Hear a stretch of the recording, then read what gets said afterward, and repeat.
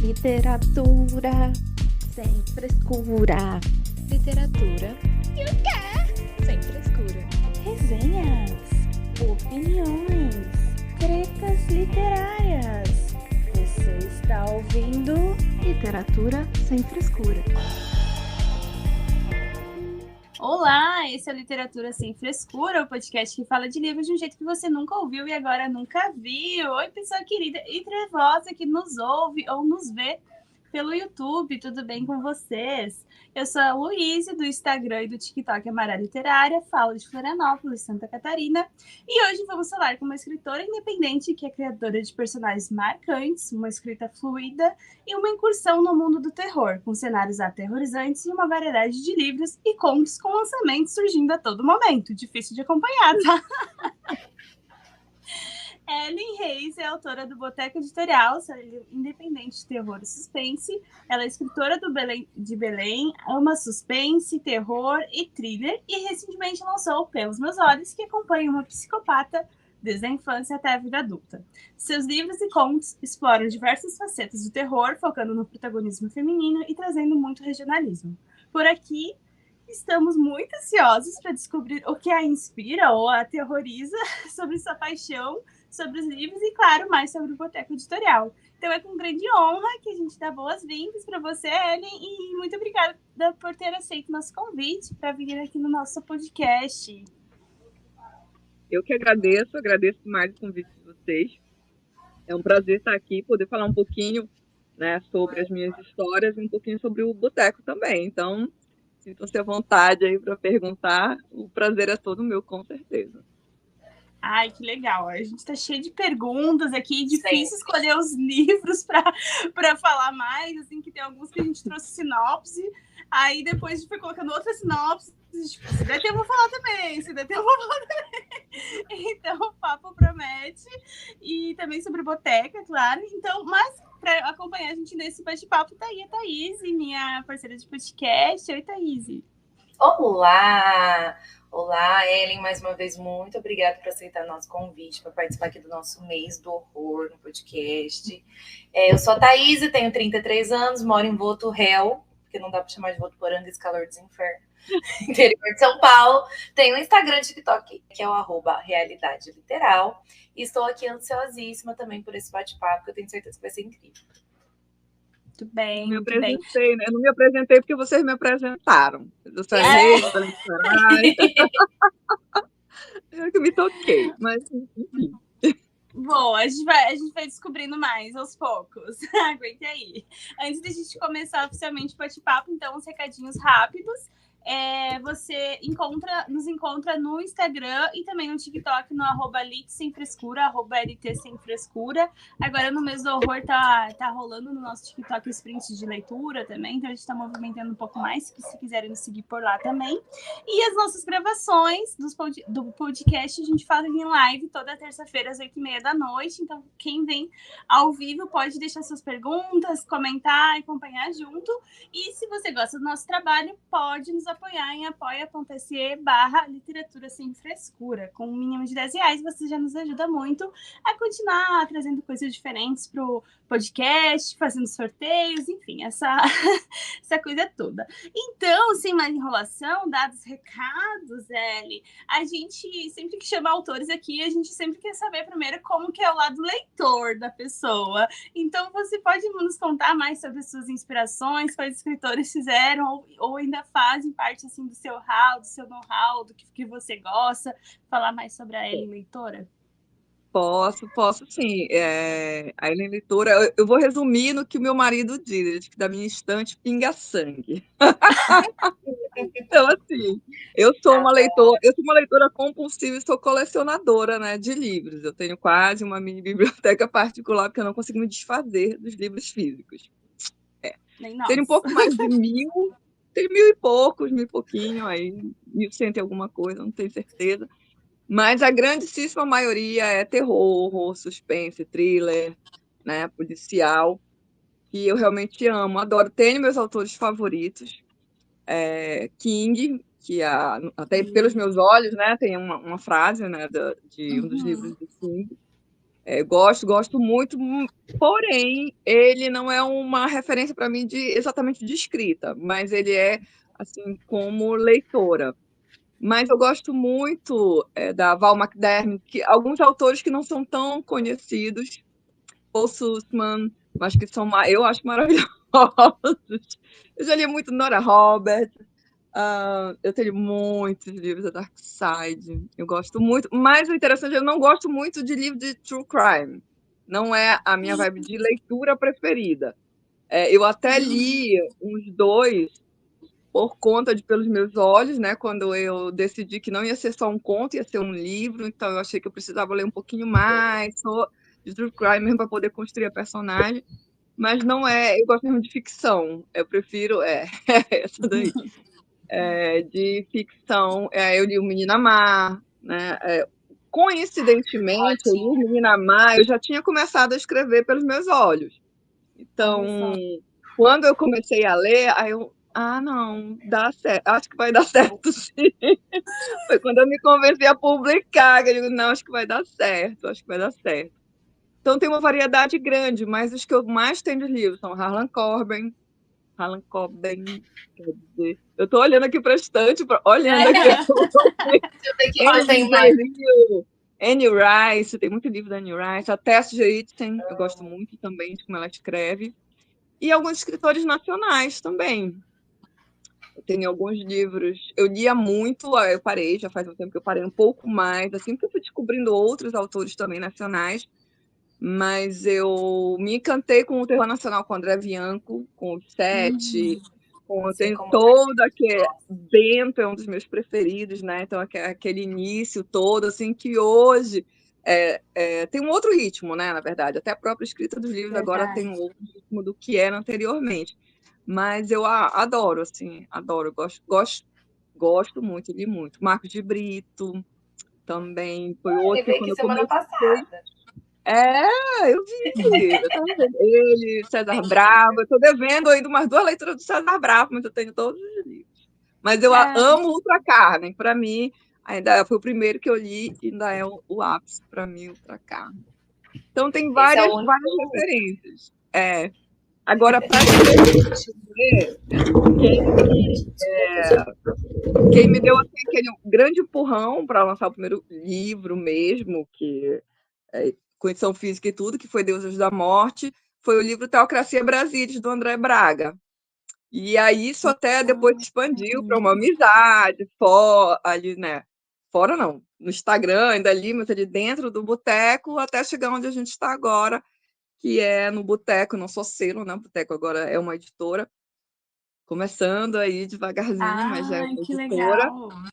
E esse livro, assim, foi o empurrão, e ele é citado no próprio Deuses da Morte, que eu achava que era tudo uma viagem, não vai dar certo, não vai dar certo, mas aí a gente foi, as pessoas lendo ali no meio, não, você tem que ajustar, e a gente vai trocando experiências, e deu certo, foi muito bom, fiquei muito feliz, poderia ter sido melhor, eu sei disso, poderia ter tido uma continuação, eu não consegui escrever, mas foi, assim, um início muito bom, que eu considerei excelente, porque me ajudou muito, tanto a oferecer um trabalho bom, né? Um trabalho com um acabamento bom, com uma revisão boa, diagramação, uma capa e tudo. Então, a ter uma noção do que a gente precisa, assim, como um todo, um autor independente, né? Aqui no Brasil. É difícil, mas a gente vai conseguindo aí aos pouquinhos. Então, esses, assim, no geral, são os que me inspiram mais ainda, assim, na escrita. Fora que eu amo a Agatha Christie, tenho todos os livros dela, coleciono os livros dela há um tempão. Vou mesmo, eu vou olhando aqui a estante e dizendo o nome que eu não lembro de cabeça. Chega na hora de falar, eu saio falando igual uma matraca, mas é nervosismo, aí eu não lembro de cabeça. E eu amo o jogo. E tu começou a ler? E tu começou a ler desde criança também? Muito criança, bem jovem mesmo. E um dos livros que me marcou, que eu li ainda bem nova, foi Escaravelho do Diabo, da Lúcia Machado de Almeida. Não foi o primeiro livro da coleção Vagalume que eu li, eu li na escola, no que era antes a 5ª série, porque eu sou uma jovem senhora, que agora hoje em dia é o 6º ano. Eu li O Caso da Borboleta Tíria, meu Deus do céu, Senhor. Hoje em dia eu não suporto livro assim, livro de romance. Não suporto, não. Assim, é que não é o que eu gosto, né, de ler. Eu realmente gosto de ler terror e eu gosto de ler terror pesado, eu gosto de gore, eu gosto mais disso mesmo. E aí eu li o Escaravelho do Diabo e ali eu me apaixonei pelo gênero, suspense, mistério, e depois foi vindo o terror. Ali que eu vi que era o tipo de livro que eu mais gostava de ler.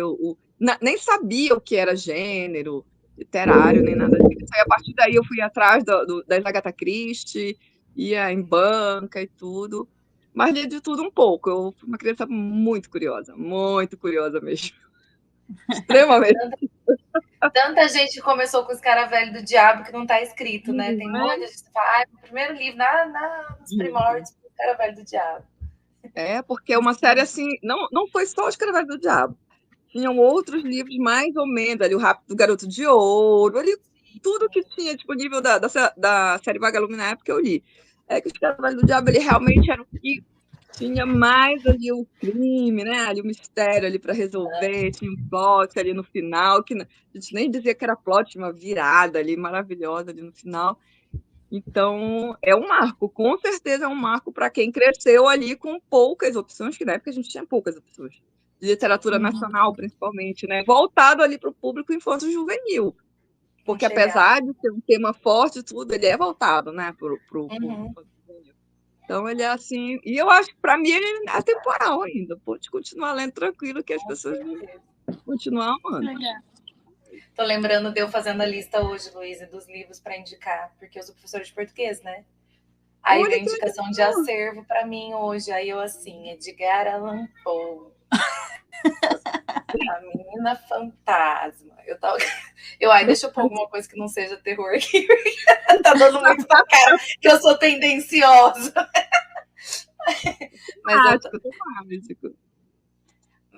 Mas é gostoso porque tem alunos que chegam em mim, eu falo, professora, me indica o livro, tá? O que você gosta? Suspense, terror. A maioria, a grande maioria que gosta de ler, gosta de suspense e terror. Eu tenho duas sobrinhas que são... eu tenho duas sobrinhas, uma de 12 e uma de 10, que vivem me perguntando quando elas vão poder ler meus livros. Daqui a pouco, mais um pouquinho, cresça mais um pouquinho, ainda não. Mas elas são bem curiosas, assim, com o terror. Elas são... Só que ainda não dá. Eu indico outras leituras, né? Para elas, outras leituras. Deixa elas crescerem mais um pouquinho. Muito bom. E quando que deu o start, assim, para você começar a escrever? A gente já falou da leitora. Quando você decidiu que você queria escrever esse tipo de história? Então, essa parte aí é até interessante, porque eu sei exatamente quando foi. Eu sempre só li, gostava muito, não tinha interesse em escrever. Mas eu comecei a acompanhar com o IG Literário, com o Instagram Literário, que era o Leitura Central. Então, eu comecei a fazer parceria com a editora, com outros autores, eu fui conhecendo outros autores nacionais e comecei a conhecer as antologias de terror, principalmente, as antologias. E aí eu vi o anúncio de uma antologia da Lura Editorial, que era Abissal, Terror nas Profundezas. E aí eu pensei assim, tem uma história que eu queria ler, mas eu acho que eu não vou encontrar, porque ela se passa aqui, no Pará, é de uma lenda daqui, eu acho que eu vou encontrar. Aí eu pensei, mas então acho que eu vou escrever a história que eu queria ler. Sim. E aí eu escrevi o Ilha das Almas, foi realmente o primeiro conto que eu escrevi, foi o Ilha das Almas. E aí mandei para umas 2, 3 pessoas lerem. O que você acha? Tá bom, eu podia ser melhor. Talvez não seja escolhido, né? Talvez não seja selecionado, mas faz parte. E aí eu mandei e foi selecionado, né? E depois eu até melhorei ele, coloquei no livro. Mas começou assim. E aí foi um ano, no final de 2019 para 2020, assim, que foi uma avalanche. E eu realmente escrevi bastante contos, porque eu gosto de contos, e eu gosto de escrever contos, eu gosto das histórias mais rápidas. Embora tenha melhorado muito, sem comparação de quando comecei, eu particularmente acho, e é verdade, até porque a gente vai estudando, vai lendo também sobre escrita, que é importante, sobre desenvolvimento, para poder ir melhorando mesmo, né? Oferecendo algo melhor. Mas foi assim uma avalanche, foi um ano assim que eu escrevi muitos contos. E aí mandando para antologia, escrevi, e aí foi passando, eu escrevi um que não foi, aí eu vou publicar na Amazon, fiz capa, coloquei na Amazon, e aí foi deslanchando. Daí foi, não sei se ladeira abaixo, ladeira acima, não sei, mas aí foi em frente. Aí, a partir daí foi em frente, mas foi assim, o que eu sentia falta, eu já não sinto tanto agora, era de ler sobre coisas conhecidas minhas, Sim. aqui da região, e que são boas histórias de terror, né? Assim, pelo menos eles têm as lendas e tudo, eu sentia bastante falta de encontrar isso em algumas histórias, e o quanto elas poderiam ser universal. Eu não escrevo só isso, e eu particularmente não gosto quando dizem que eu escrevo terror regional, porque eu não considero como terror regional. Para mim, que sou aqui de Belém, no Pará, do norte do Brasil, terror regional para mim é quem escreve uma história ambientada em São Paulo, Rio de Janeiro, no Rio Grande do Sul, Santa Catarina, que é de outra região que não é minha. Para mim é o terror daqui, é esse. Mas não é para entrar em polêmica, né? Porque eu realmente sentia um pouco de falta. E aí, nos últimos tempos, eu tenho visto mais pessoas lançando livros, escrevendo com o sotaque daqui. A gente fala em sotaque, mas não tem, mas tem o jeito dos personagens falar, né? O dia a dia deles. E eu fico muito feliz de ver isso, e ver gente publicando por editora mesmo, ou independente. Então, eu estou bem feliz de ver, não só aqui do Pará, mas Macapá e aqui de perto, assim, Manaus também. Não só no terror também, né? Mas em outros gêneros, e eu acho isso muito bacana. Mas inicialmente foi por isso, foi porque eu realmente senti falta aqui dos. E aí o meu costume agora é colocar tudo para cá. Se não precisar ser em outro lugar, é tudo por aqui. A gente gosta muito de trazer autores nacionais, de falar sobre literatura nacional. E a gente fala muito disso, né? Que a maior graça da literatura nacional é justamente a gente conhecer os cantos do Brasil. Do mesmo jeito que a gente lê de outros países para conhecer os outros cantos do mundo, a gente quer conhecer os outros cantos do país. Cada um tem que escrever mesmo sobre o seu canto do país. Sim. A gente tem o pessoal, tem o Michael, que eu sempre gosto de ler os livros dele lá do Cyphers, que ele fala sobre Porto Alegre, em Porto Alegre, sabe? Cada um no seu canto, contando com o seu sotaque, com o seu jeito de escrever, com seus regionalismos, porque a graça eu acho que a graça da literatura é essa, né? A gente conhecer outras culturas. E aí você vai pegar uma autora nacional, eu vou entrar em polêmica, você não entrou, já tô aqui, autor nacional que escreve lá nos Estados Unidos, coloca o nome de... Como é que é? Um nome bem americano aí, Luiz. Vai, John David. John. James. Sabe?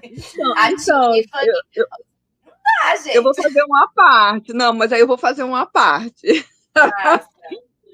Com relação aos nomes.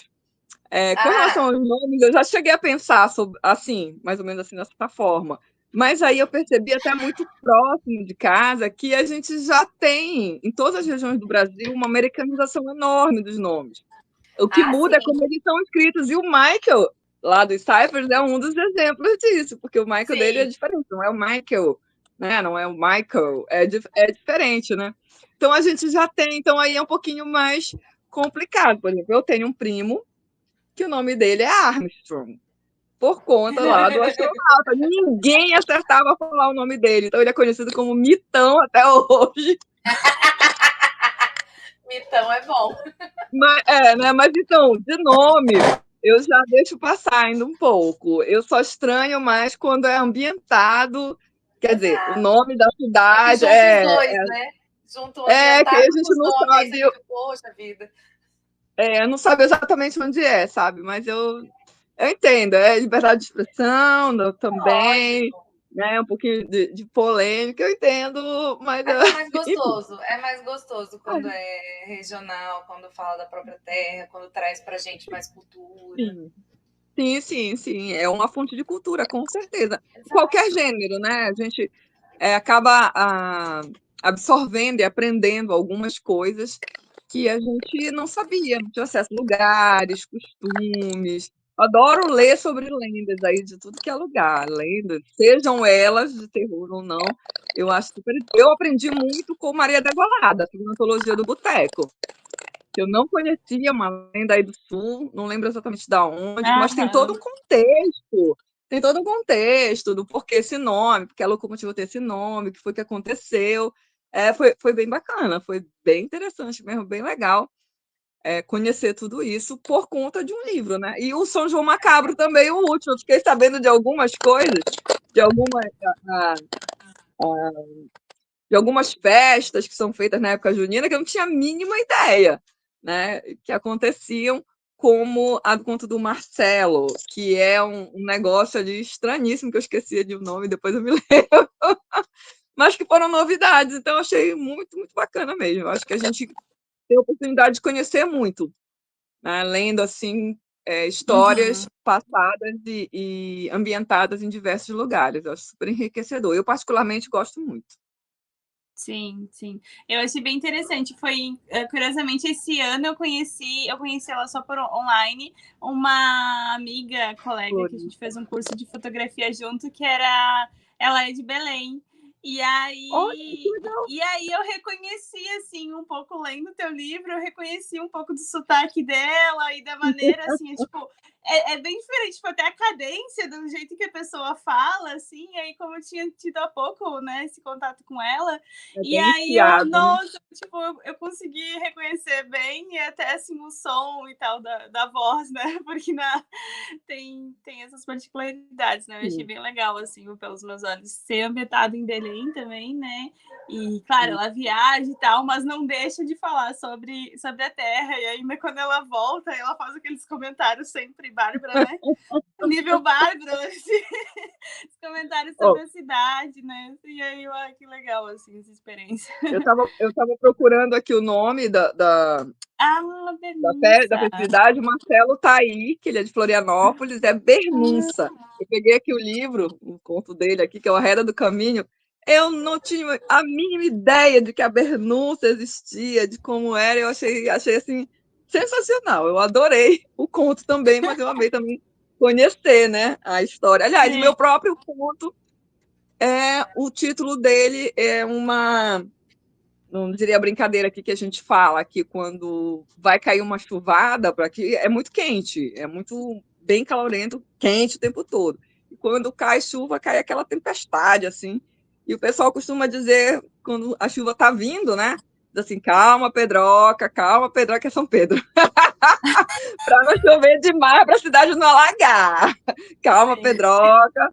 E o nome do título do conto acabou ficando Calma, Pedroca, porque ele fala sobre São Pedro, mas aí, né, do ponto de vista ali do terror, ali do horror, nada a ver com o santo.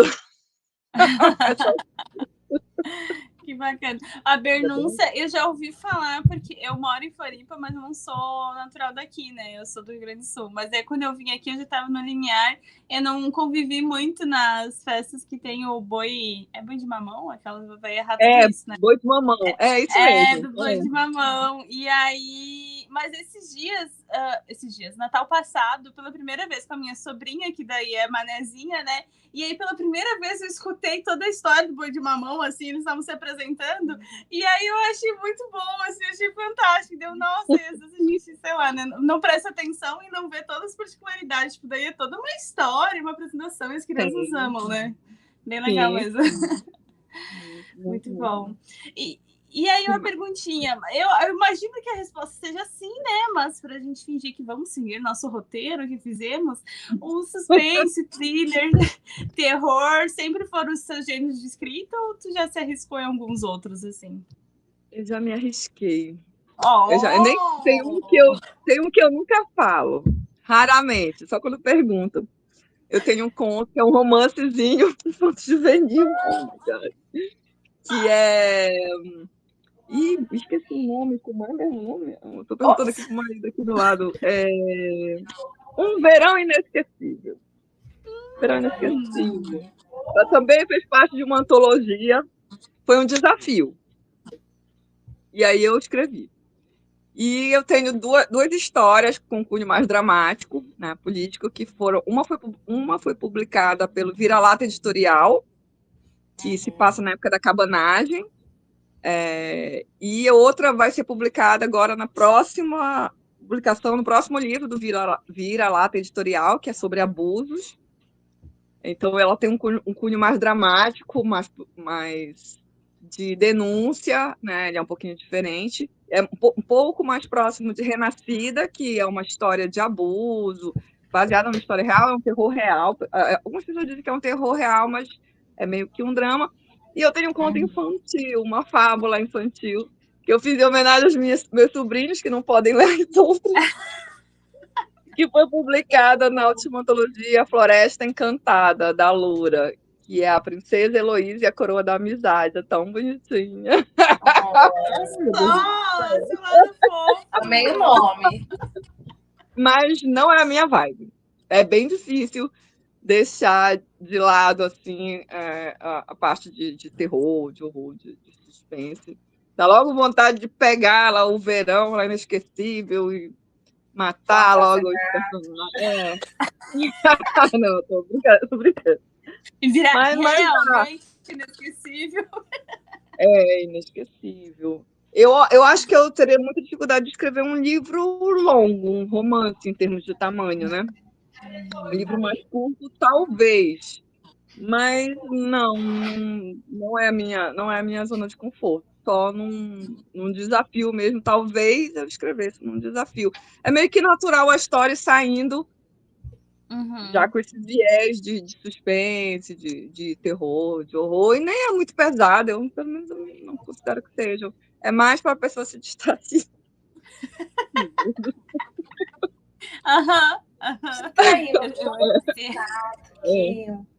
Com pelos meus olhos, eu tive que respirar fundo em algumas cenas. Achei que não ia. Pelos meus olhos foi mais difícil, um pouquinho. Não descrever, porque, na verdade, vinha muita coisa assim, que poderia ser feito. Mas eu tinha noção eu tive noção do quanto poderia ser impactante, do quanto de leitores eu ia perder com essa história, que não leriam por conta de alguns dos gatilhos que tem, principalmente maltrato contra animais. Porém, eu resolvi manter porque eu acho que era o crescimento da personagem. Ela precisava passar ali por aquele pedaço, por mais cruel que fosse, para poder seguir em frente. Então, teve uma pessoa até que me perguntou, aqui tu podia, que era a relação dela com a mãe, tu podia aumentar aqui, deixar mais dessa... Não, tá bom, essa menina já é uma peste com os animais, deixa a relação dela com a mãe.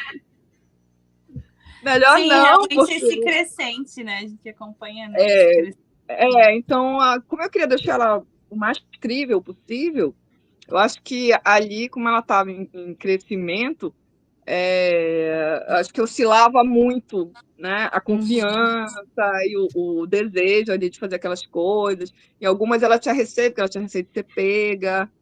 Então, acho que tá bom. E é engraçado, né? A gente já pulou no papo de psicopata, né? Mas a gente quase não gosta. Mas é engraçado porque ela é criança, então oscilava entre muita inteligência e ao mesmo tempo uns erros, assim, que era, tipo, muito de criança, mas, tipo, realmente ela realmente era criança, né? Então, ficou bem incrível mesmo, assim, né? A gente deve imaginar que deve acontecer. Deixa eu ver como eu consigo falar sem dar nenhum spoiler. Na minha cabeça, na minha ideia, é o tipo da pessoa que se acha muito, mas é menos do que se acha, né? Então tem aquela confiança de se achar melhor do que todos, mas escapa assim por um triz, porque tem sorte. Então até ali o momento que acaba o livro, ela está tendo sorte, ela consegue escapar. Depois, talvez ela não tenha tanta sorte. Não sei, porque eu acho que também não vai ter outro livro para a gente descobrir. Mas é ali na corda bamba mesmo, que eu acho que é como eles vivem, né? Como eles ficam. Acho que muitos serial killers, pelo que eu já li, pelo que eu já vi, eles são pegos ou porque querem mídia mesmo, né? Eles querem ver os feitos deles ali, então eles acabam relaxando e deixando pista, ou porque eles se acham muito mais e acabam também relaxando e deixando pista. Ou porque eles não são tão espertos mesmo.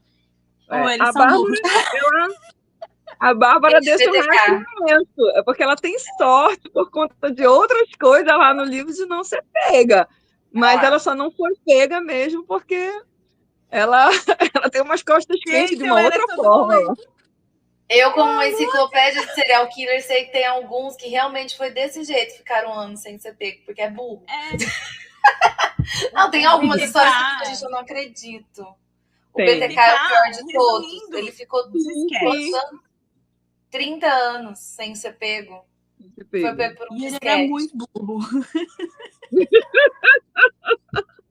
Mas como? Passou 30 anos, né?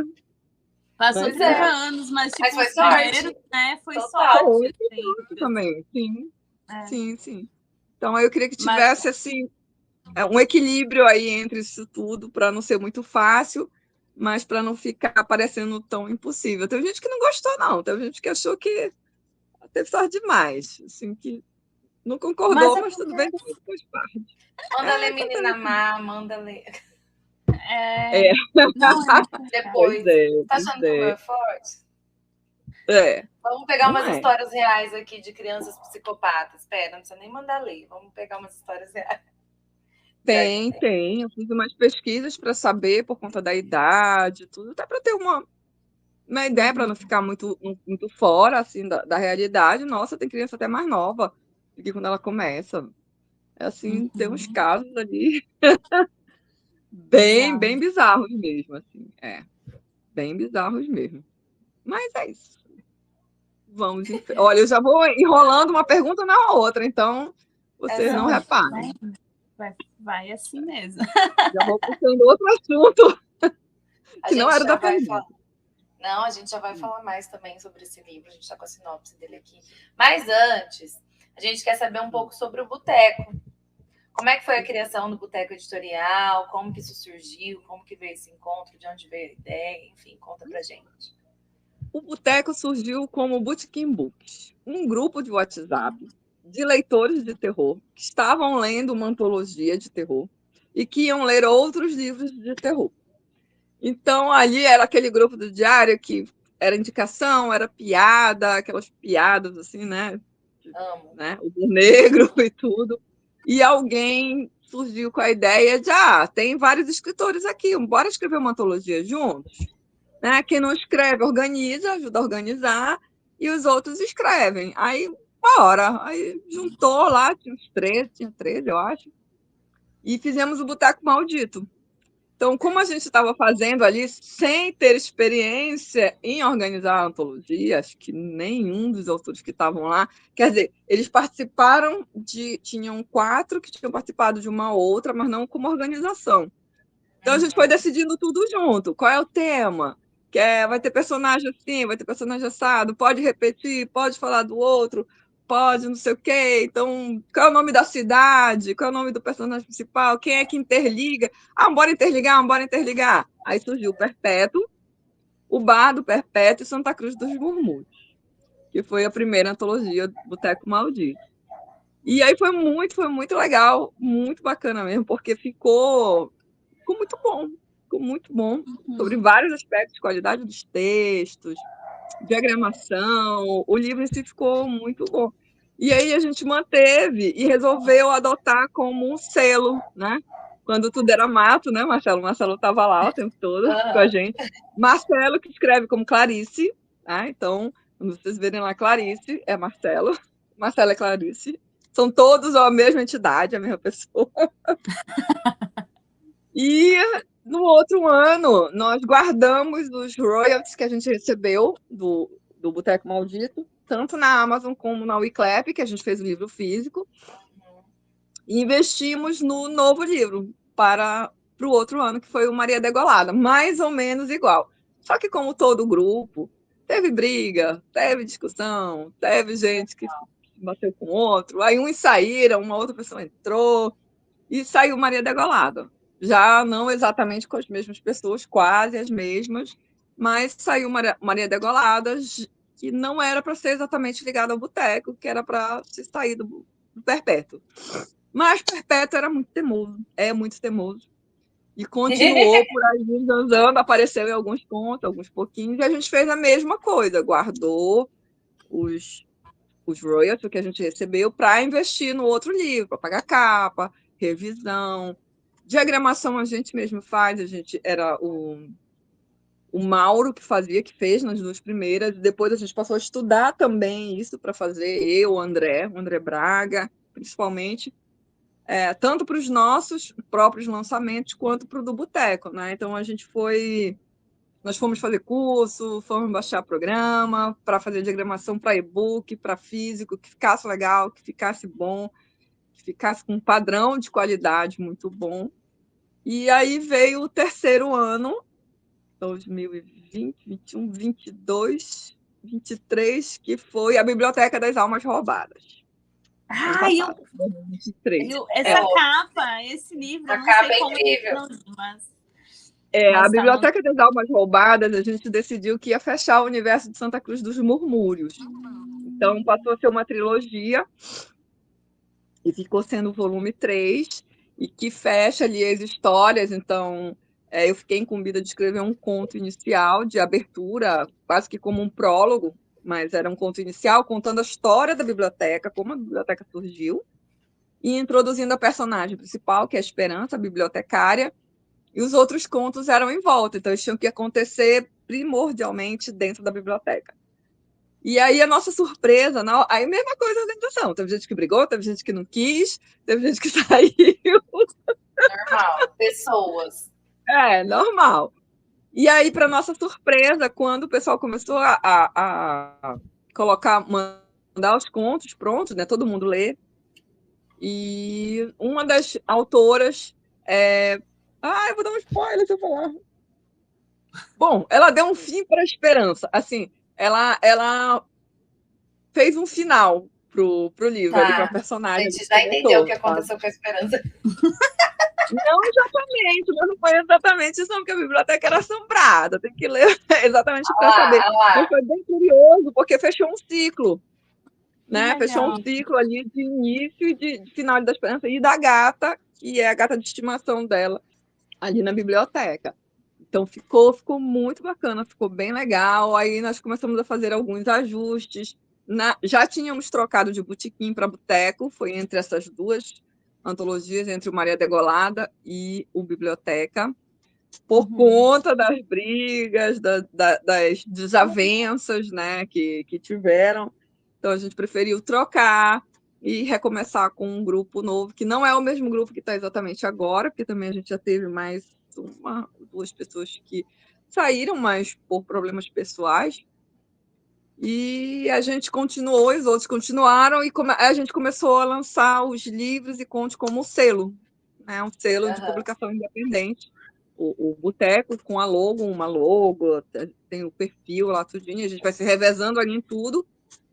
E esse ano nós resolvemos dar um passo além e transformar o Boteco em uma editora de ficção especulativa, não só de terror, principalmente de terror, mas não só de terror, porque a gente tem escritores, a gente tem autores entre nós que escrevem além, né, ou suspense, ou um thriller político, como é o que o André escreve, né, bastante. Então, a gente tem uma gama ali dentro de escritores que não são só exatamente terror. Então, também para abarcar todo mundo, com o intuito de ajudar na publicação, facilitar mesmo, com revisão, com diagramação, com a própria divulgação, a gente resolveu transformar o Boteco em editora. A gente ainda não abriu para autores de fora, porque a gente tem os próprios autores da casa, que as pessoas ficaram. Então, a princípio, a gente está investindo neles. Então, a gente já teve o lançamento do André, vai ter agora o lançamento do André, que é As Grades que Nos Separam. Pelos meus olhos, o Boteco ainda não era editora. O primeiro lançamento do Boteco como editora foi o São João Macabro, que é a antologia de contos de terror. E depois a gente lançou o Patrão Me Vê a Conta, que foi com autores de fora, que foi uma antologia que a gente fez o edital e chamou autores de fora. A gente tem autores convidados do Boteco, o próprio Marcelo, mas é com autores de fora, e que não houve custo para eles participarem da antologia, nem da publicação, porque a nossa ideia é essa, de que a gente faça pelo menos 1 ou 2 publicações, chamando outros autores, sem que eles precisem pagar para participar, para começar a ter leitores, para pessoas começarem a conhecer, ou reforçar aqueles que já têm leitores. E nós estamos nos organizando para, até o final do ano, revelar já o nosso primeiro lançamento de um autor que não é ainda do Boteco, autora, ainda não posso dizer, né, desse primeiro livro, em que a nossa ideia é dar esse suporte todo inicial para que a pessoa consiga publicar, consiga ter uma revisão profissional, uma diagramação profissional, um projeto gráfico para o livro dela, divulgação, e a gente está negociando aí para colocar livros também em bibliotecas não, perdão, em algumas livrarias. Ai, que Começando legal. ali de pouquinho, mas eu acho que vai dar bom, vai dar super certo. E a gente está sempre reinvestindo, então, por enquanto, a gente não tem funcionários e a gente não tem ninguém recebendo por nada. Todos os nossos lucros eles são revertidos para outras publicações, para investir em publicação ainda. Então, é a nossa maneira de ajudar do modo como nós fomos ajudados. Nós temos autores entre nós que só publicam por conta do dia a dia, dos seus próprios trabalhos, sua própria profissão, nas antologias do Boteco, ou com esse suporte. Então, é um modo também de ajudar e quem está começando, ou quem, né, tem dificuldade ainda de bancar uma publicação que tenha um mínimo de qualidade, que eu acho que isso é essencial. É um dos modos, inclusive, que a gente vai combater esse preconceito, eu não sei nem se preconceito seria o termo correto, é outra polêmica, com a literatura nacional. Acho que a literatura nacional não presta, de que não é boa, nem nada, é realmente escrevendo, lançando histórias com qualidade. Tanto a qualidade da história, quanto a qualidade editorial mesmo, de impressão, de entregar um produto de qualidade no mercado, que não seja só bonito, né? Que a capa atrai muito, a gente sabe disso, a gente está investindo também, a gente está com capista e tudo, mas entregar aquele produto ali de qualidade como um todo. A pessoa pode não gostar da história, mas o livro está bonito, está bem feito, não tem erro de português, está bem diagramado, tem ilustração, sabe? Então, o nosso intuito, por enquanto, é esse. Até o final do ano a gente deve estar aí anunciando aí quem é essa pessoa aí que vai ser o nosso primeiro realmente autor de fora, e vamos nos organizar para o próximo ano e quem sabe, talvez, até participar de uma Bienal, estudar com um boteco. Estamos nos organizando. Tomara que dê certo. Vai dar. Dependendo da gente. Boteco é um experimento social. Que tem dado certo. Continue. Demais. Longa vida, Boteco. Muito legal saber das novidades, saber como começou também, né? A gente saber essa história de como começou, né? Porque às vezes a gente vê um negócio formado, todo bonito, assim, e ter essa curiosidade de como começou. Começou no grupo do WhatsApp, né? Mas muito legal, assim, né? Eu acho que quando um grupo de pessoas... Sim, começou com um grupo de leitores que eram autores, né? Também. Ou autores que eram leitores, não sei exatamente. E aí, estamos indo ainda. Muito legal. E agora a gente vai falar um pouco sobre essas obras, né? Até parece que a gente não estava falando até aqui sobre Pelos Meus Olhos, que culpa de quem? De Bárbara, né? Porque a Bárbara, ela se infiltra nos lugares.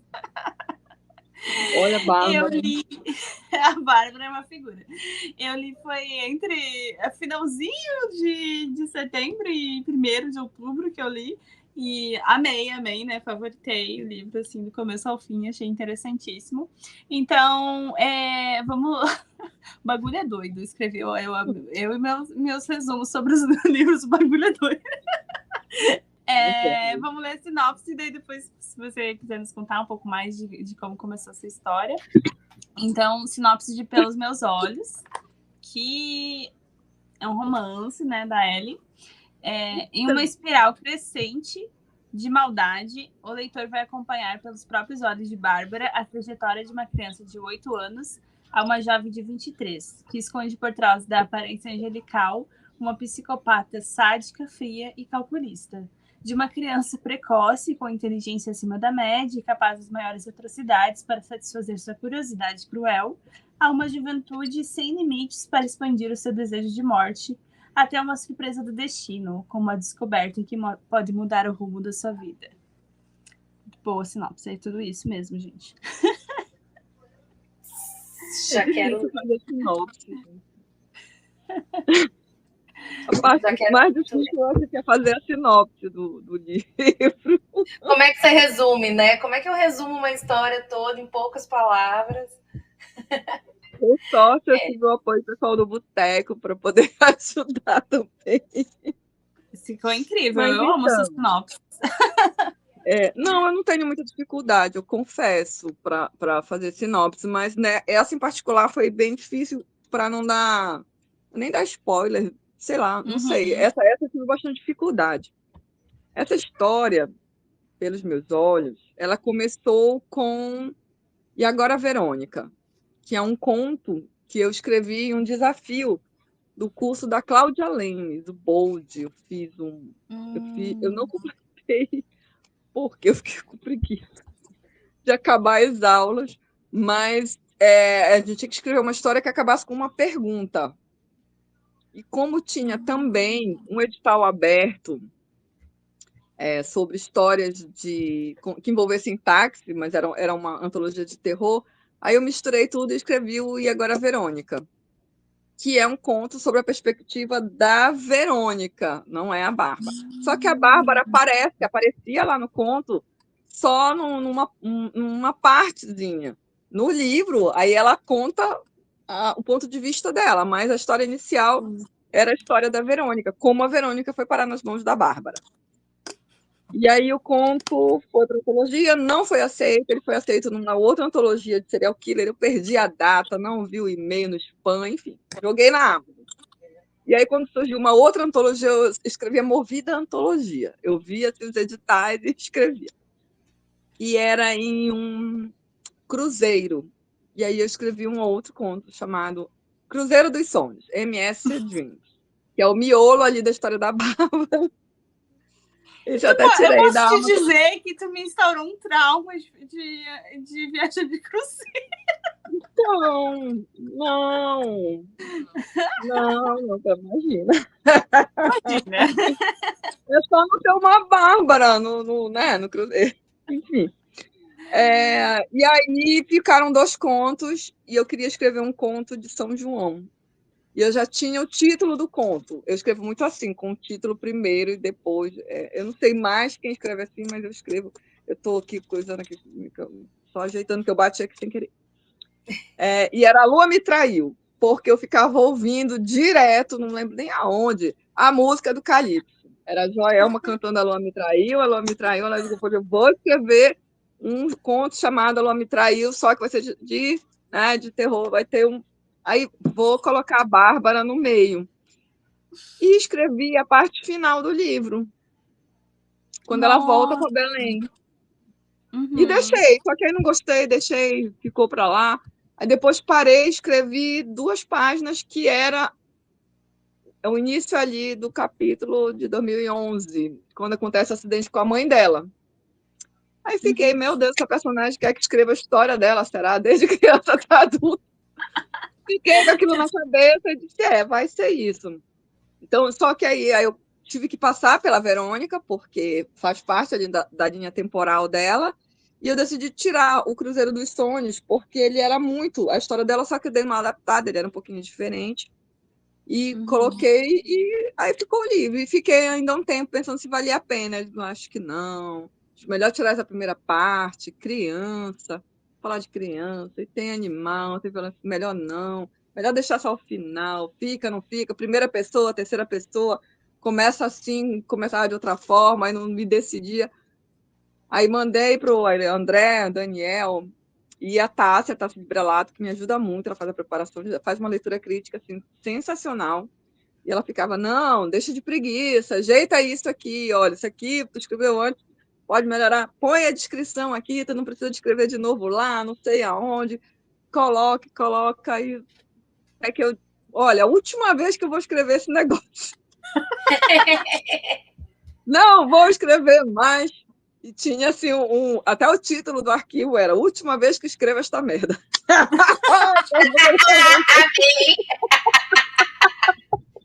Nossa, é muito tipo de coisa que eu faria. Mas não foi. Eu não tive que ajeitar mais uma vez. Não foi a última vez. Mas é igual Já tive que trabalho de ajeitar mais uma vez. faculdade. Agora Nossa, sim, viu? agora vai. Mas Meus até que deu. faculdades eram terríveis. Parecia que eu estava fazendo exatamente isso, uma tese. Estou acabando uma que eu espero entregar amanhã. São quase 40 mil palavras. Ah, tu tá escrevendo alguma coisa? Tô. Porque não tem nada a ver. É lá do meu trabalho, da científica, modelagem, enfim. Mas eu estava me sentindo como se fosse isso, viesse da correção, né? Ali cheio das correções. Eu, meu Deus, isso não fica bom, isso não fica bom. Não, agora. Aí até que ficou. Porém, eu fui dar uma relida, acho que uns um mês e meio, mais ou menos, atrás, e se fosse hoje, eu também teria mudado outras coisas. Porque cada vez que eu pegava para ajeitar, eu escrevia, acabava escrevendo mais. Então, saiu de uma noveleta para uma novela, mas não chega num romance. Faltou, em termos de palavras, assim, tecnicamente falando, para quem gosta de todos esses detalhes, apesar de ser um livro mais longo, faltaram, se eu não me engano, 4.000 e poucas palavras para ser um romance. Para ter. Ai, pra mim é romance. Quase chegou lá. Para quem gosta, né, dos termos técnicos, mas para mim é a história mais longa, né, que eu já escrevi. Então, eu particularmente achei que não ficou redundante, embora tenha uma outra parte ali que talvez eu realmente desse uma mudada assim agora, ou escreveria mais um pouquinho sobre algumas outras, mas ficou na medida certa. Eu fiquei feliz com o resultado. Depois de muito penar, 6 meses nisso, eu fiquei feliz com o resultado. Nossa, mas... Tá. Não, tá aí, né? Uma curiosidade, assim, foi uma experiência de leitura muito boa, mas assim, eu fiquei chocada quando descobri a quantidade de páginas, porque para mim era porque eu li tão rápido, assim, tipo, tão fluida a leitura, e tipo, só ia, e eu achei que, tipo, tivesse 90 páginas ou menos, assim, e aí, como assim eu li tudo isso? Porque eu sou uma leitora lerda, assim, de modo geral, né, com fora alguns picos que acontecem madrugadas adentro. E aí eu fiquei, nossa, eu não sei qual que foi a mágica, porque eu li muito rápido. Porque a Bárbara, cada capítulo vai nos surpreendendo mais, né? Assim, tu vai indo naquela crescente. Isso a gente vai conseguindo estudando. Eu sou muito ruim de planejamento, sou muito ruim de planejamento, então é meio que pôr na intuição e depois vai ajustando ali algumas coisas. Eu também não gosto de capítulos longos, eu gosto de capítulos curtos, mas ele tem que ter cuidado para não ficar curto demais, para poder ter alguma coisa interessante ali no capítulo. Isso a gente vai aprendendo com o tempo, escrevendo mesmo, experiência, vai aprendendo com o tempo. Eu acho que não tem outro modo de explicar isso, e agora eu estou com muito receio de escrever mais alguma coisa que não seja conto, né? Um livro assim, um pouco maior, e que não fique do mesmo jeito, que não... Eu estou meio traumatizada com a Bárbara. Gente, traumatizada com a Bárbara, porque ainda é fora ali da minha zona ali, mais de conforto, né? Que não tem nada de sobrenatural, não tem nenhuma lenda, nem nada assim. É uma pessoa fazendo maldade ali desde novo. Exercendo toda a crueldade possível. Você já tinha interesse antes por psicopata? Você falou que você não gosta muito de não ficção, né? Não ficção, não. De trabalhar com ela, assim, mas não ficção, sim. Por exemplo, Menina Má é um tipo de livro que eu gosto muito.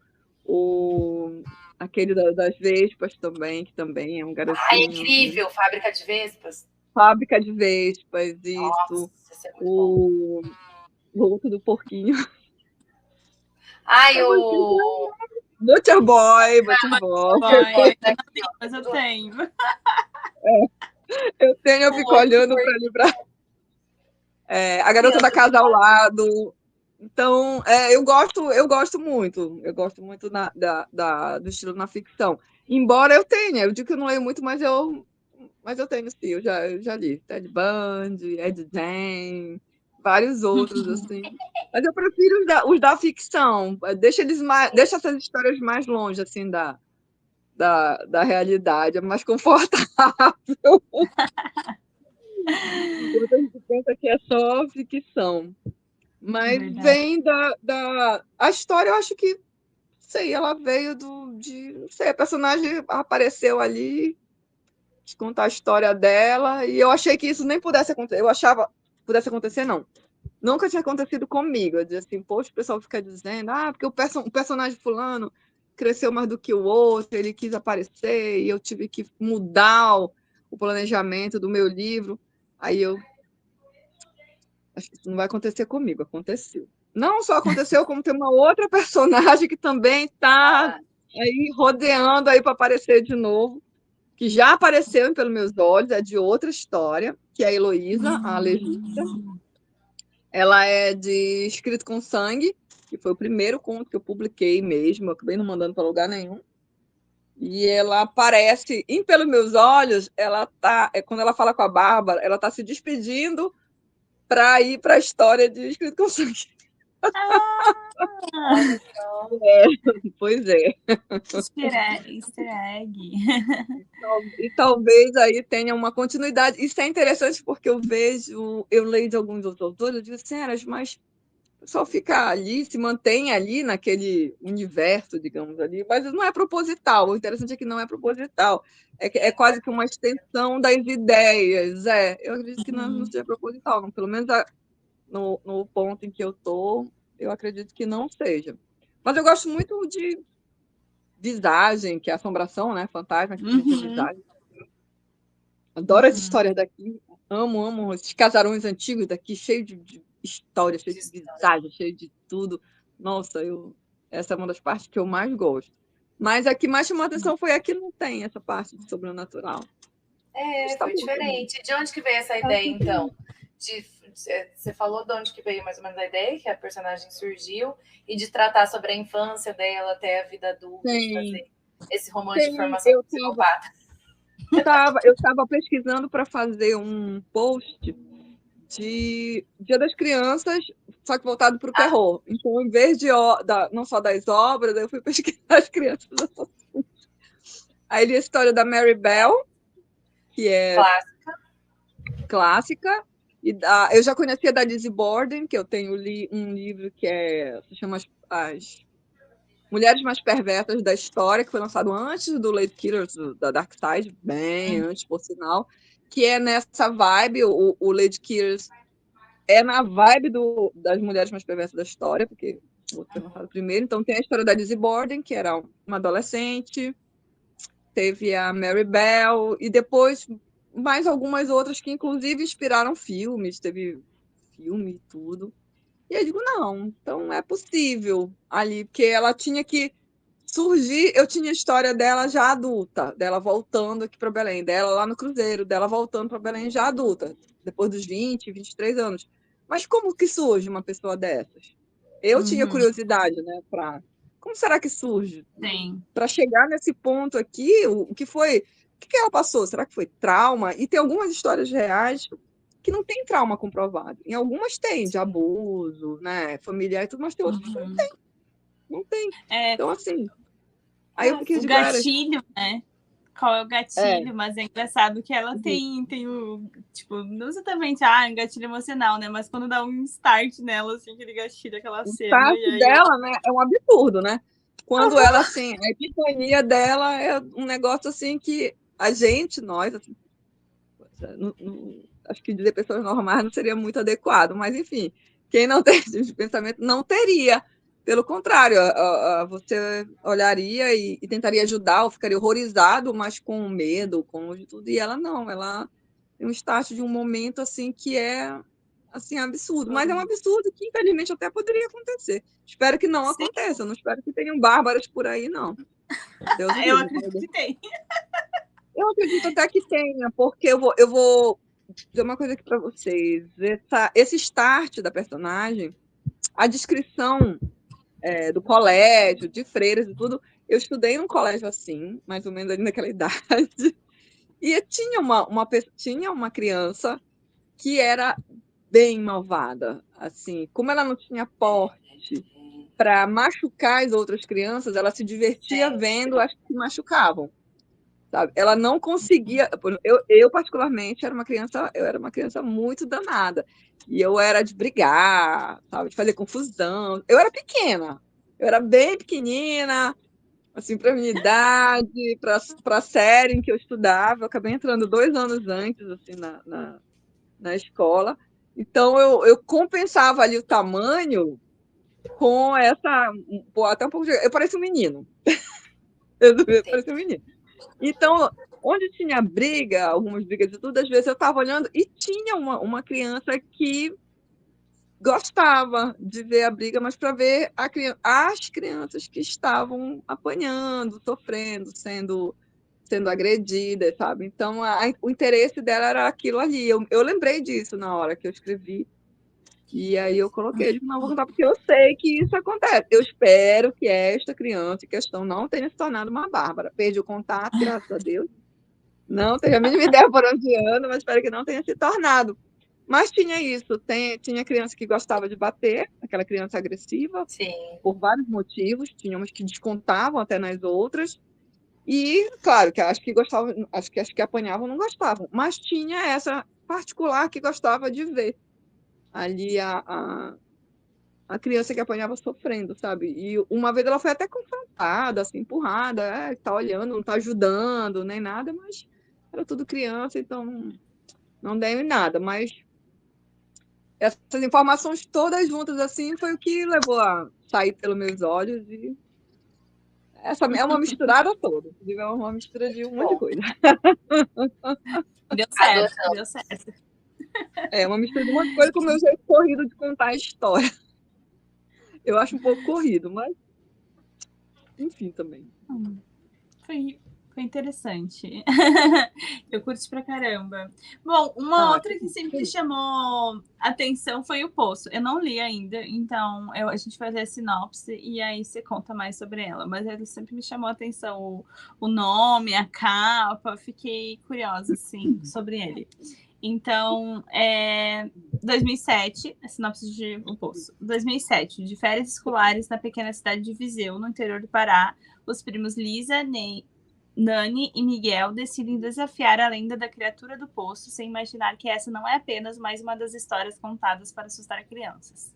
2020, após 13 anos, sendo consumida pela culpa e remorso, Lisa retorna à cidade onde sua irmã e seu primo desapareceram para enfrentar a criatura que transformou sua vida em um inferno de lembranças sinistras iniciadas no temido poço. E aí? Que sinopse é essa? Então, essa história é uma história que eu queria muito contar. Já tinha um tempo que eu queria contar. Que é uma história de uma lenda que eu ouvi muito quando criança. A minha avó materna, ela morava em Viseu, né, na cidade do interior do Pará, que passa a história. A casa dela, a descrição da casa dos avós, lá da Nani, é a descrição da casa da minha avó. Tem uma nota sobre isso no final do livro.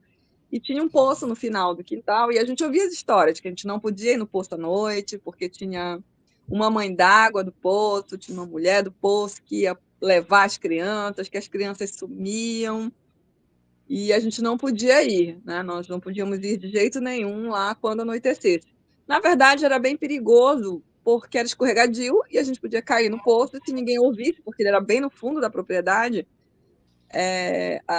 nós poderíamos até morrer lá, né? Por conta da queda, ou afogados, ou algo assim, se nós nos batêssemos.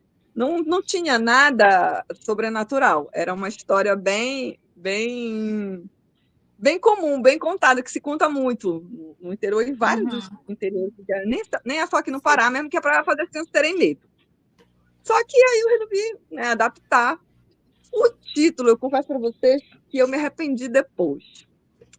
Porque ficou tão parecido, a enxurrada de gente me dizendo que lembrava Samara. Verdade. Tudo do poço. Meu Deus, a coincidência é o poço. E aí eu escrevi como um conto para participar de uma antologia. E aí depois que eu mandei, eu fiquei pensando, poxa, mas contar tudo que eu queria escrever. Eu queria que a gente tenha um número de caractere, né, específico ali para antologia. Não deu para dizer o que era a criatura do poço, se ela existia e o que ela era, então eu resolvi reescrever e contar mais da história, não só do que aconteceu ali em 2007, quando eram crianças, né, quando eles foram, quando desaparecem os dois, a irmã e o primo, que a coincidência inspiração assim, só de quantidade de personagens, porque os personagens não tem nada a ver. Mas nós brincávamos muito nesse quintal. Era eu, minha irmã Elaine e o meu primo Mário, que é mais ou menos ali a relação das 3 crianças ali de companheirismo e tudo. E quando eles somem, a culpa que a Lisa carrega até ela resolver voltar. E quando ela volta, tentando ali descobrir como fazer para... Ela ouve os filmes e tudo, é que ela descobre o que é realmente a criatura do poço, que é a mãe d'água, que é uma história que, a princípio, eu pensei em escrever só sobre ela, mas aí depois ia ficar muito grande, então eu preferi deixar de só mesmo ali dentro do livro mesmo. Então tem uma explicação, diz o que é a criatura, por que ela se transformou no que ela se transformou ali. E não é a Samara. A Samara vive lá no filme. É outro nome. Aí, no caso, é a Ana. A história da Ana de Almas, que tem a ver com a fundação da cidade, a época em que a cidade foi fundada. Viseu é uma das primeiras cidades que foi fundadas aqui no Pará, que fica bem próximo do Maranhão, e que os portugueses aportaram. Então, teve muito conflito com os indígenas da época. Então, tem essa parte aí. Isso tudo, esse contexto histórico, ele faz parte do que se tornou essa criatura, né? É sobrenatural, mas ela tem um fundinho histórico que eu gosto bastante disso. Eu gosto que tenha uma explicação para aquela assombração, para aquela visagem, para aquela, enfim, para aquela entidade ali, né? E aí o poço é sobre isso. Você vai descobrir, na verdade, 2 histórias e uma. Você descobriu como é que a Lisa lida ali com o que aconteceu com ela e o que levou a surgir essa lenda do poço, da criatura do poço. Muito bom. Mais do que isso, eu vou dar muito spoiler. Vamos ler. Leiam. Mais do que isso, leiam um poço, então. Tudo Leiam, certo. Isso. É curtinho, é uma novela. Esse é uma novela, tem acho que umas 100 e poucas páginas, então ele é curtinho. Dá para ler. Eu nunca sei para que lado eu estou olhando aqui. Então, é o contrário, não. É o contrário, pois é. Eu tenho uma a minha direção assim é péssima, mas então leiam, é curtinho, é rapidinho.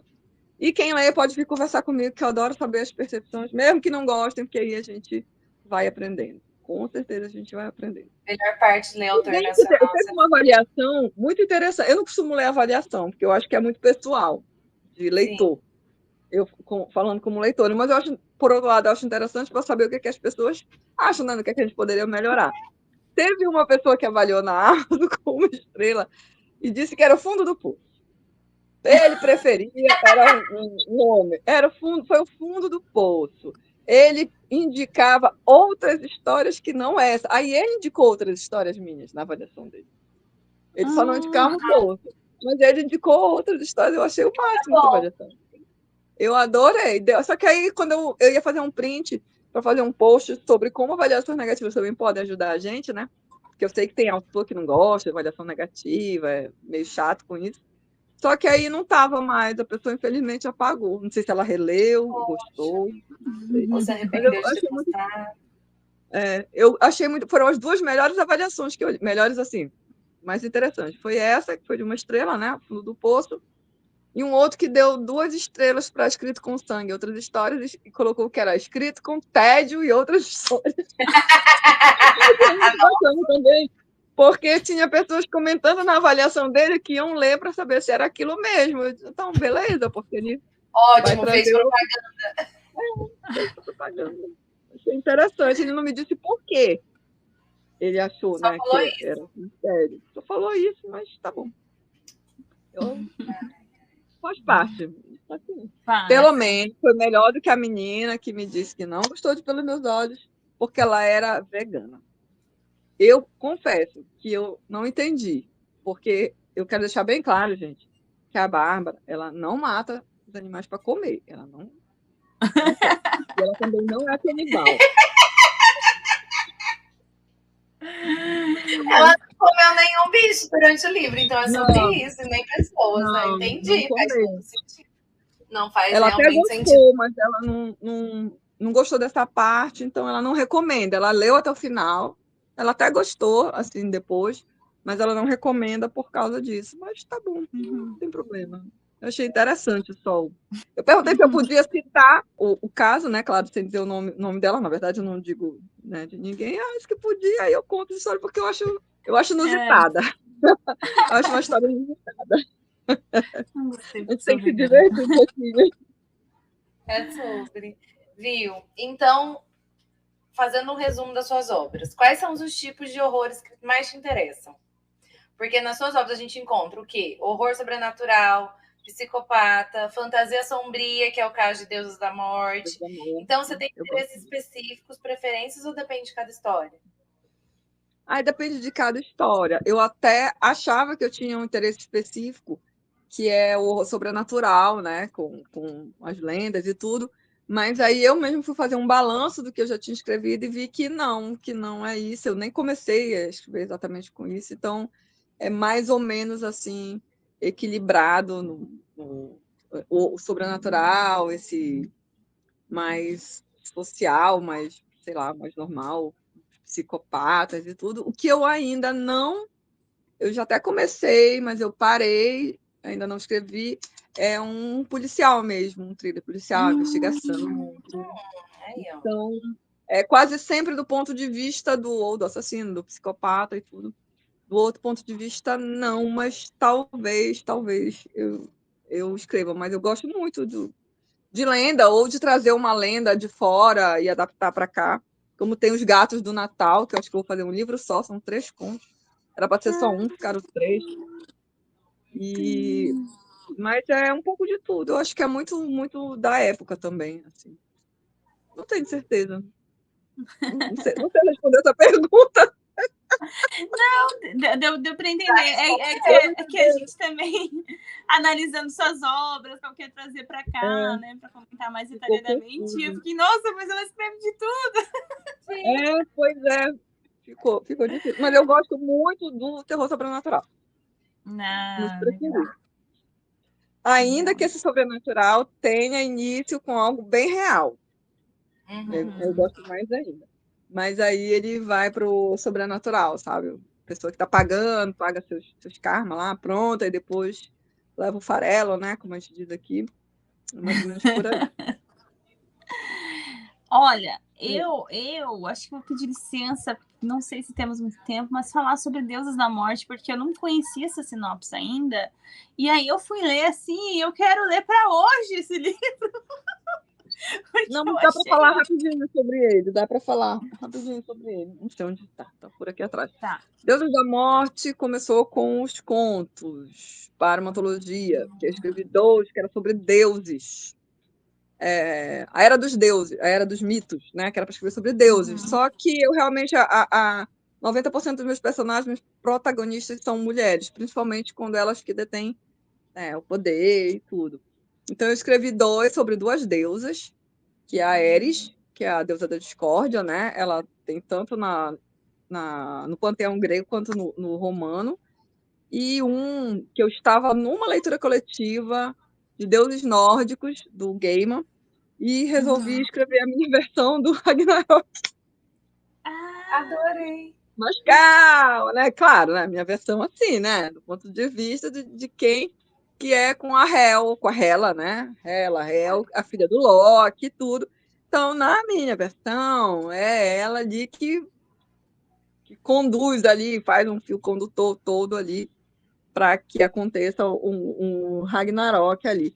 Então, cita bastante como as lendas são de fato, que eu estava lendo o livro, depois eu pesquisei mais um pouco, mas é aquela história da liberdade criativa, né? Uhum. E aí elas acabavam elas começavam lá entre as divindades, uma no Olimpo, a outra lá nos países nórdicos, e acabavam na era atual, isso ali em 2021. E aí eu lancei como com uma foi escolhida, o outro não. O do Ragnarok foi escolhido, que é o início do fim, e o da Eric, que é Peões, não. Aí eu coloquei na Amazon, só que aí o pessoal gostou, foi legal. E aí, escreve mais uma. Eu digo, vou escrever uma deusa brasileira, então. Uma deusa nesse foco, né? Não, eu resolvi escrever uma egípcia, que eu amo. Amo a cultura egípcia, os deuses e tudo. E eu escolhi a Sekhmet, que é o olho de Ra. O nome do conto é o olho de Ra. E aí depois eu resolvi escrever uma aqui na área, aqui no Brasil. E aí pesquisei, meu marido encontrou a Tissé, né, que é uma deusa indígena, que é esposa do Anhangá, deusa do submundo e tudo. Então aí eu escrevi sobre a Tissé. E aí, para finalizar, eu resolvi pegar uma da Oceania, que é uma deusa maori, a Rinenu-Itepô. Só que elas se juntavam, tinha uma história em que todas elas se juntavam de alguma forma.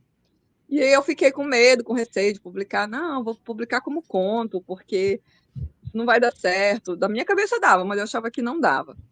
E aí veio a pandemia, e aí eu aproveitei, aí conversando com o André, eu tinha lido Teocracia Brasilis, que é Teocracia Brasilis, não, uma teocracia, eu digo, não, acho que dá, sim, para juntar uma teocracia com essas mulheres, acho que dá, sim.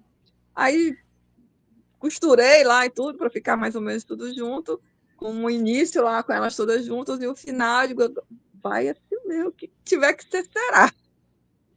E deu super certo. Depois eu escrevi um conto que é desse mesmo universo, que é o Farelo, que eu tinha escrevido com uma outra antologia que não passou, e aí eu adaptei. É um conto que eu gosto muito, por sinal. E fiquei de escrever uma continuação, mas acho que não. É muito difícil continuação. Não, também acho que não precisa. Mas ficou bom. É um livro curto também, O Deus da Morte é um livro curto. E são essas 5 mitologias e como elas se aproximam. Então, acho que o grande pulo aí foi como aproximar. Elas não se juntam exatamente. Cada uma acontece num continente, numa ponta diferente. Mas elas têm algo em comum, assim, que até depois que a gente lê assim, pensa, era até óbvio, né, que tivesse em comum, mas é uma fantasia sombria, porque tem muita morte, destruição, caos, e as personagens são mais porque elas querem ser, né? Aquela deusa que ela escolheu ser má, ela assume que ela é má e ela faz de tudo para continuar ali, para ser assim o melhor tipo de deusa má possível. Amei. Vamos ler a sinopse para as pessoas? Deixa eu ler a sinopse aqui para as pessoas ficarem com um briga igual a gente. Vamos lá, peraí. A Terra passa um período de devastação política, social e ambiental. Cataclismos sem precedentes mudaram a geografia do planeta. Em meio ao pânico causado pela chegada do fim do mundo, o surgimento de variantes letais do vírus que ameaça dizimar a população mundial, uma organização teocrática presidida por 5 mulheres toma conta das maiores cidades, dando início à confederação global e insuflando os cidadãos a cometerem atos vis contra aqueles que ousam se opor à nova ordem. 5 deusas sanguinárias e inclementes, no papel de 5 mulheres poderosas e cruéis, cuja sede de poder não vê obstáculos para seguir em frente, ainda que o resultado seja morte e destruição. Fique atento. O caos total pode estar mais próximo do que você imagina. Tem um adendo aí. Esse livro eu escrevi no começo da pandemia. Né? Dá para sentir que ele tem esse peso. Pois é. Graças a Deus não aconteceu o que o livro, né, fala aí. Mas ele tem uma curiosidade assim, peculiar, digamos. O estopim para esses cataclismas todos, né, que seria uma possível terceira guerra mundial, mas não exatamente como a gente imagina, ele se dá num ataque à Palestina Meu Deus. Ali, né, A previsão naquela área. Mas só que aí esses mitocráticos, eles se desenvolvem mais uma guerra mais biológica. Então, ele é datado ali, aí eu tenho até pensado em jogar ele assim mais para frente, dar uma arrumada aí, que graças a Deus que muitas coisas não aconteceram, mas como é ficção, também acho que não tem problema de ficar. Certo, eu Mas acho. se vocês lerem, me conta o que vocês acharam, porque Tá, a gente conta. eu gosto quero dessa ler. história, eu gosto dessa história.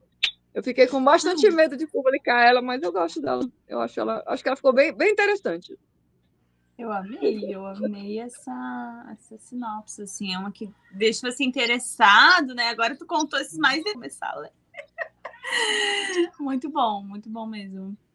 E aí, falando mais sobre o seu processo de escrita, como que funciona, como você concilia a escrita com o seu dia a dia, pode contar mais pra gente? Aí é bem rápido de explicar, porque é caótico. Eu não tenho planejamento, eu não consigo manter uma rotina de escrita, eu já tentei, mas eu não conseguia. Eu escrevia 1 hora no meu horário de almoço do trabalho. E como eu passo o dia no computador, e eu lido com muita planilha, com muita informação, com parecer, com trabalho assim grande, quando eu chego em casa, a última coisa que eu quero é olhar para o computador e usar no final de semana. Então, eu estava tentando escrever no meu horário de almoço, só que aí começou a não dar certo, porque o trabalho começou a ficar pesado, ter muita coisa. Aí eu tirava um dia, aí eu colocava prazo, eu tenho que ter prazo. Aí eu tenho prazo para entregar um conto lá para a antologia do Boteco. Essa última que saiu agora, o conto de Alemar. Aí no último dia eu sentei para escrever meu conto. Aí tem que escrever no dia. Só que aí não é, né? Não é o ideal, não é legal. Então eu vou tentar novamente agora ter uma rotina de pelo menos 3 dias na semana. Eu já tentei fazer o do NaNoWriMo, uns 2 anos atrás, escrever 3 dias, aí esqueci o quarto, escrevi de novo no quinto, no sexto já não lembrei de novo, aí parei no meio da história e ficou para lá. Então eu estou tentando. Eu tenho um cantinho para escrever, que eu chamo de cantinho da ilusão, que eu quase nunca paro para escrever em casa, né? Tá lá o notebook perto dos livros, assim, lindos. Aí eu anoto, assim, algumas coisas, ou no celular, no bloco de notas, ou em algum papel, né, se eu tiver. Mas na maioria das vezes eu penso em alguma coisa e amanhã eu escrevo, aí no amanhã me esqueci do que eu tinha pensado, e aí se perde alguma coisa. Então eu estou tentando mudar isso, mas é um pouco difícil. Só que para mim a escrita ela não é o meu meio de subsistência, não é como eu ganho dinheiro, né? Então ela é muito um hobby. Então se eu estiver muito estressada, assim, muito pressionada para escrever, eu não consigo escrever. Eu fico travada nisso porque eu não consigo me divertir mesmo. Eu não me diverti escrevendo as maldades da Bárbara, mas sim fazendo o texto sair, fluir. É diferente. Né? Para mim é diferente. Fala a verdade. Aquilo que você está tendo. Não. Nem naquele finalzinho. Nem um pouquinho. Em alguns pedacinhos ali, pode ser que sim. Pode ser que sim, né? Porque teve algumas coisas assim que foram merecidas. Mas em ver a história tomando forma, né? De saindo, de ficando ali como eu pensei, ou às vezes vindo assim uma outra coisa, não, aqui eu vou, como acontecendo pelos meus olhos, que não tinha ali aquele final, não tinha ali uma ligação ali que é do final ali do começo, aquilo não tinha, veio depois, o prólogo surgiu porque foi uma ideia que surgiu depois, enquanto eu estava escrevendo. Então, essa parte eu gosto muito de transformar, às vezes, uma ideiazinha, às vezes eu tenho assim, uma ideia de como vai acabar, de como vai começar, talvez, ou de como vai acabar. E depois vendo surgir ali, que seja um conto, e eu gosto muito disso. Nesse último conto que eu escrevi, que foi para a antologia de Halloween do Boteco, o meu marido me disse uma frase que poderia ser um título, que virou o título do conto. E aí a ideia do conto surgiu depois que ele me disse, porque eu não tinha ideia, eu tinha que entregar, mas eu não sabia o que eu ia escrever. E aí uma curiosidade.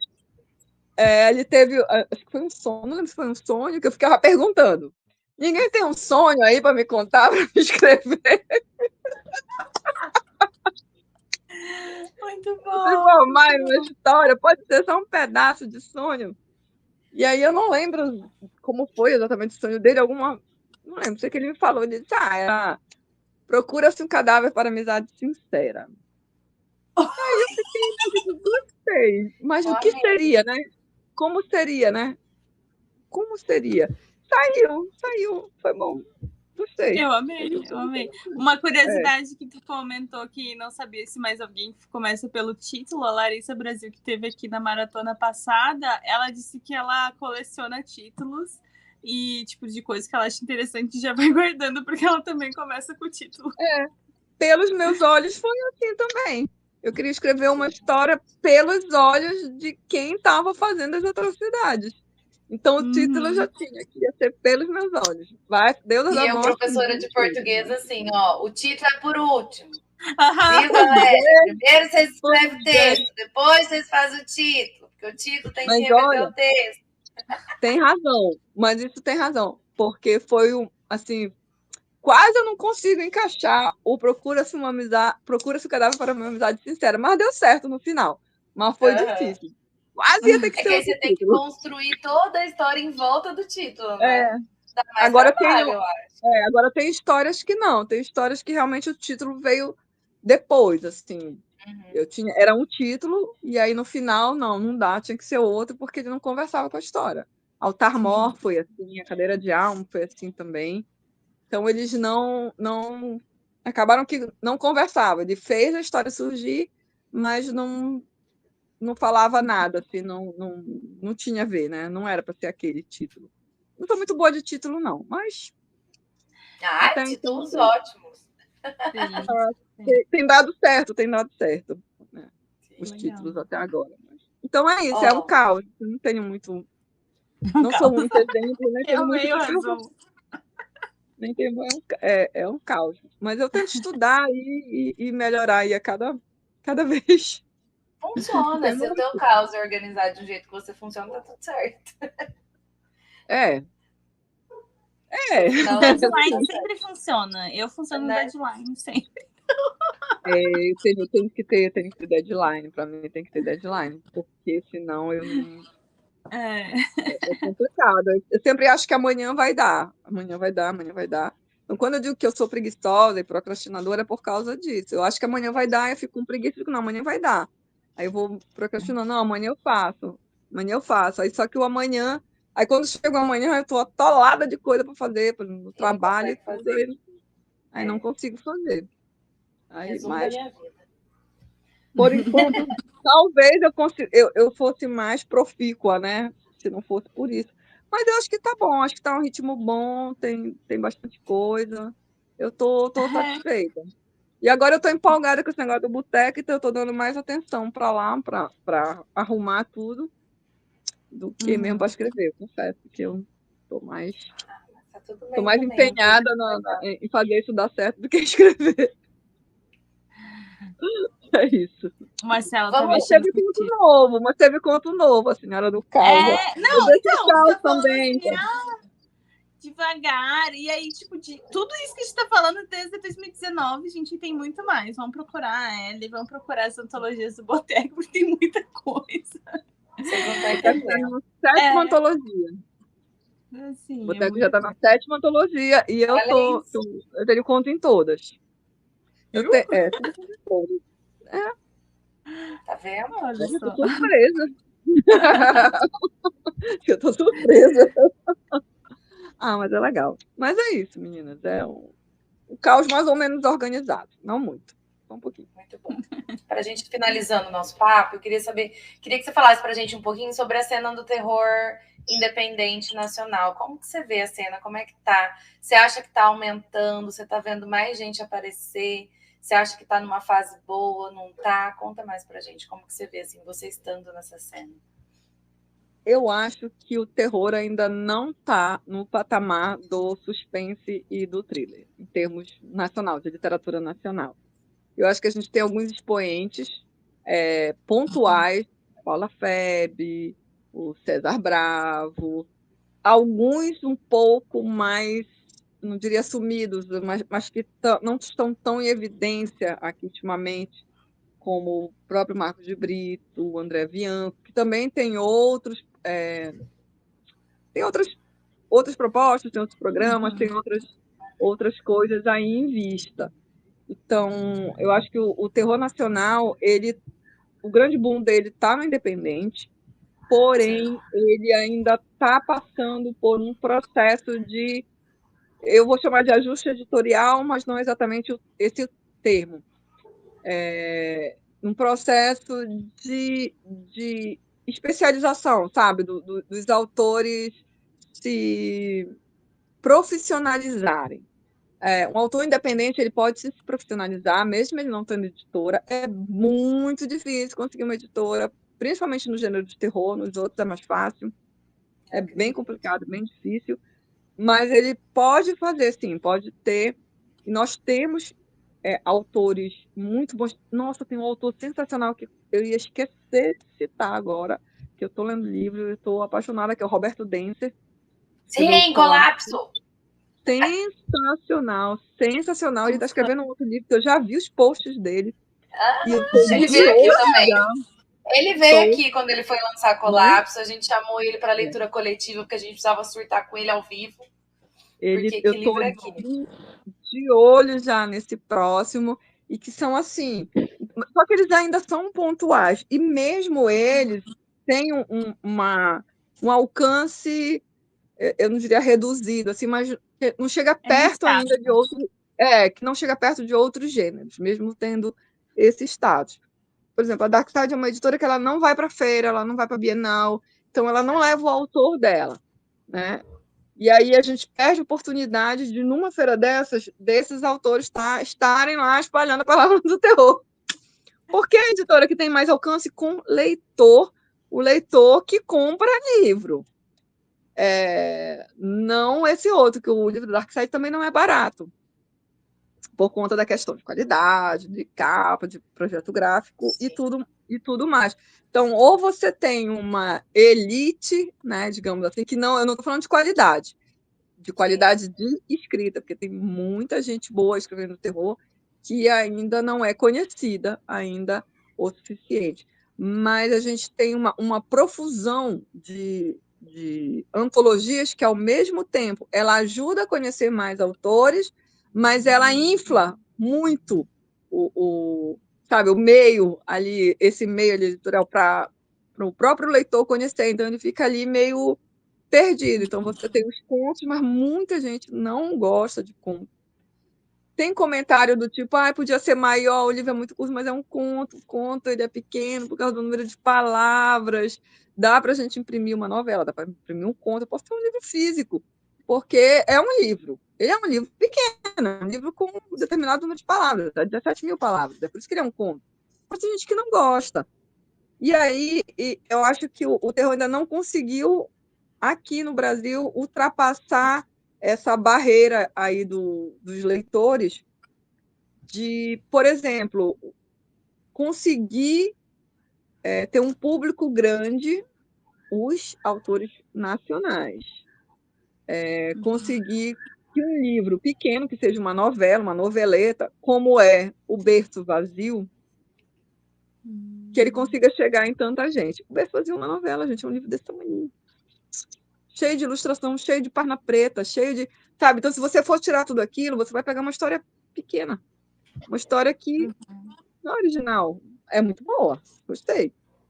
Mas, assim, se a gente for comparar, a gente tem outras histórias na mesma vibe. Não vou falar de melhor ou maior, vou falar da mesma vibe, mesmo tamanho, mas que não consegue se sobressair porque é nacional. Infelizmente, isso ainda tem muito.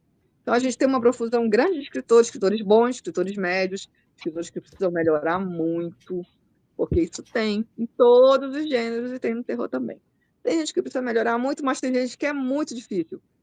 Porque quando a gente tenta conversar sobre melhorar e o quanto é importante investir em melhorar, um curso, tem curso gratuito que você pode ler, tem livro, tem artigo e tudo, sobre narrativa mesmo. Tem pessoas que realmente não gostam, então eu ainda vejo isso um problema grande. Porque é terror.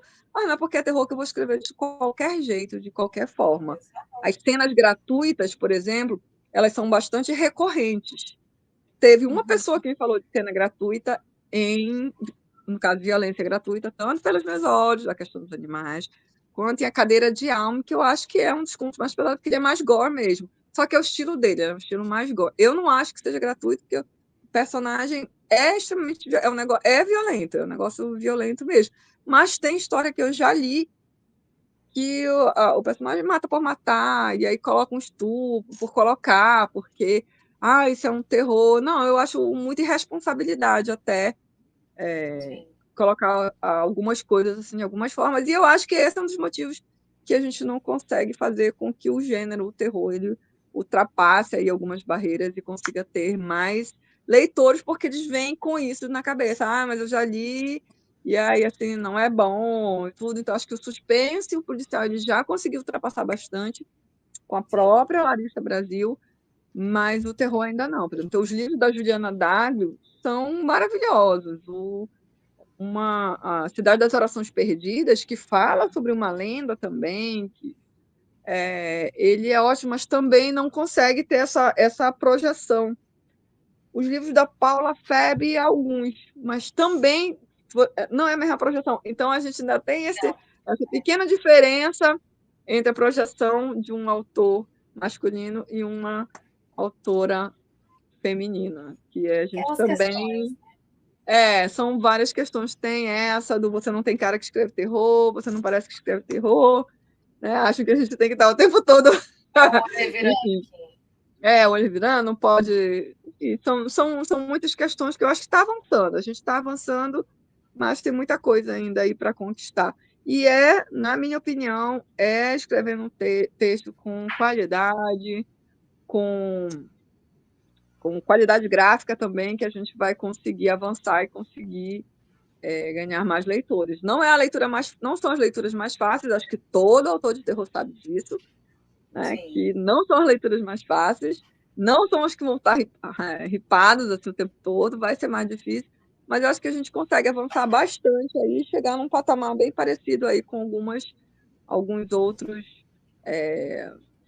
autores ou outras literárias. Acho que a gente não deve para literaturas de outros países, a gente só ainda não tem o mesmo reconhecimento do que dos outros. Acho que a gente tem um patamar ali, se não igual, até melhor. O Roberto Denser Colapso é um exemplo, os livros do César também são um exemplo disso, mas a gente precisa de mais.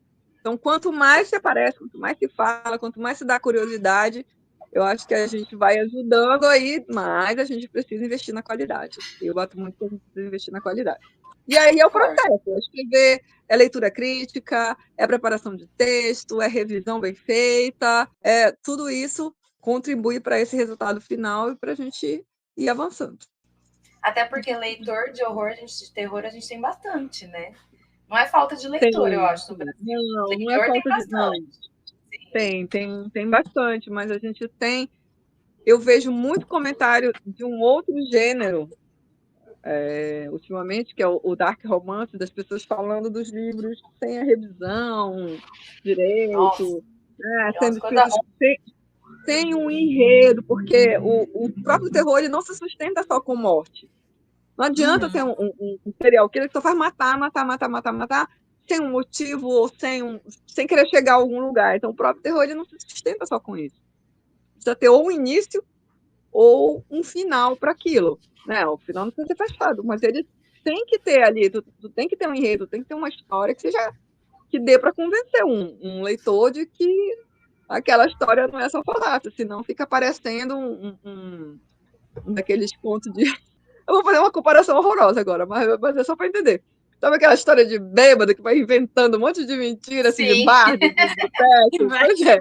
Não fica parecendo isso. Pode ser um horror do absurdo. O horror do absurdo é aquilo que a gente diz, meu Deus, como isso não pode acontecer. Mas se ele tiver uma história ali dentro, então, ok, ele casa com o horror do absurdo. Só não pode ser sem sentido. Totalmente sem sentido, não tem como ser. Então, eu acho que falta ainda um pouquinho aí autores que já têm essa maturidade serem mais conhecidos, e acho que falta maturidade para mais alguns outros. E eu estou colocando assim bem geral mesmo, porque não tenho nem condição de dizer quem ou quem. Eu estou falando de quem eu gosto, de quem eu já li, de quem eu gosto. E mesmo quem eu já li, quem eu gosto, algumas pessoas, um ou outro autor, ele deu uma parada, ficou parado ali, teve um boom em um certo tempo, e aí meio que ficou parado na sua própria produção, pelos motivos mais diversos. E aí isso dá uma quebrada que as pessoas já estão acostumadas e vão atrás ali daquele autor. Eu sinto uma pressão com a Bárbara, né, como eu já falei ali, para você. Eu estou impressionada por esse livro, porque ele saiu meio que assim, né, nesse caos, e aí como que eu vou fazer com esse caos de novo agora? Ó, o Marcelo colocou aí que um bom livro é uma mentira bem contada, né? Que no caso da ficção. E então, para a gente contar uma mentira bem contada, a gente tem que fazer ela parecer ser verdade. Tem que ter um enredo, tem que ter ali uma linha ali que una ali as coisas todas. Não é só ir jogando personagens, jogando cenas, jogando morte, maldição, sei lá o que quer que seja, de qualquer forma que vai fazer dar certo. É mais ou menos por aí. E agora a gente queria pedir algumas indicações, né? A gente já indicou alguns lá no começo, além dos seus, é claro que estão mais do que indicados, mas alguns livros que você indica, autores, antologias, traz alguns nomes à cena aí para nossos ouvintes procurarem também. Além dos do Boteco, né? Claro que a gente fala do Boteco, né? Óbvio. Além dos do Boteco, para quem curte assim, o terrorzão mesmo, tanto terror, horror, psicológico ou não, indico muito o Colapso, do Roberto Denzer, que é um negócio assim, de louco, sensacional. Eu vou continuar no Outra Carne, do César Bravo, pode não ser o preferido de muitos, mas continua sendo aqui do coração. Ou pode entrar ali em Três Rios, tá? Né? Na cidade, qualquer um deles lá que você vai gostar, DVD, qualquer um deles. Os livros do Dark Genro são muito bons. Caligem é uma viagem também, é uma viagem muito show de bola. Da Juliana Douglas, Cidade das Orações Perdidas, é um livro muito bom. E Pessoas Boas Também Vão para o Inferno, que é o último lançamento dela, que eu estou acabando de ler. Também são muito bons. Juliana Douglas. Paula Feb, né? Já falei da Paula Feb, gosto muito da Paula Feb, já faz um bom tempo que eu li as coisas dela. O Marcos de Brito, eu tenho meu preferido. Eu gosto muito de Escravo de Capela, que eu acho uma releitura ali sensacional. Gostei muito de Apocalipse do Fausto, mas Escravo de Capela eu acho assim, um livro sensacional. Eu gosto muito da Isa Artagão, que tem a linha ali um pouco entre o terror breu, né? Ela tem o breu, mas ela tem ali mais pro lado do thriller ali, investigativo, que é maravilhoso. E eu amo a Larissa Brasil, não é terror, mas assim, não tem como não deixar de falar dela, e eu gosto demais do Jaime Azevedo também. Eu acho o Jaime assim, muito bom. O Dedo da Santa é maravilhoso, mas tem outros livros também que são muito bons. De cabeça agora, situando o pessoal do Boteco, mas é do Boteco, mas vou dizer porque foi um dos últimos lançamentos, e está assim, do jeito que eu gosto mesmo, que é o Contos Noturnos Broadcast, do Álvaro Rodrigues, que ele pegou pesado no 2, no Contos Noturno 1 não, mas no 2 ele pegou mais pesado, assim, então ficou... Eu enchi bastante a paciência dele para ele escrever esse segundo, e para ele pegar mais pesado, ele pegou, então assim, ficou assim, show de bola, ficou maravilhoso. E todos os autores do Boteco. Eu sou suspeita para falar, mas se vocês quiserem ser traumatizados com o Natal, leiam O Velho e o Saco do Natal, de Clarice. E aí vocês nunca mais vão ver um bom velhinho da mesma forma. Socorro! E então prioritariamente são esses que eu me lembro agora.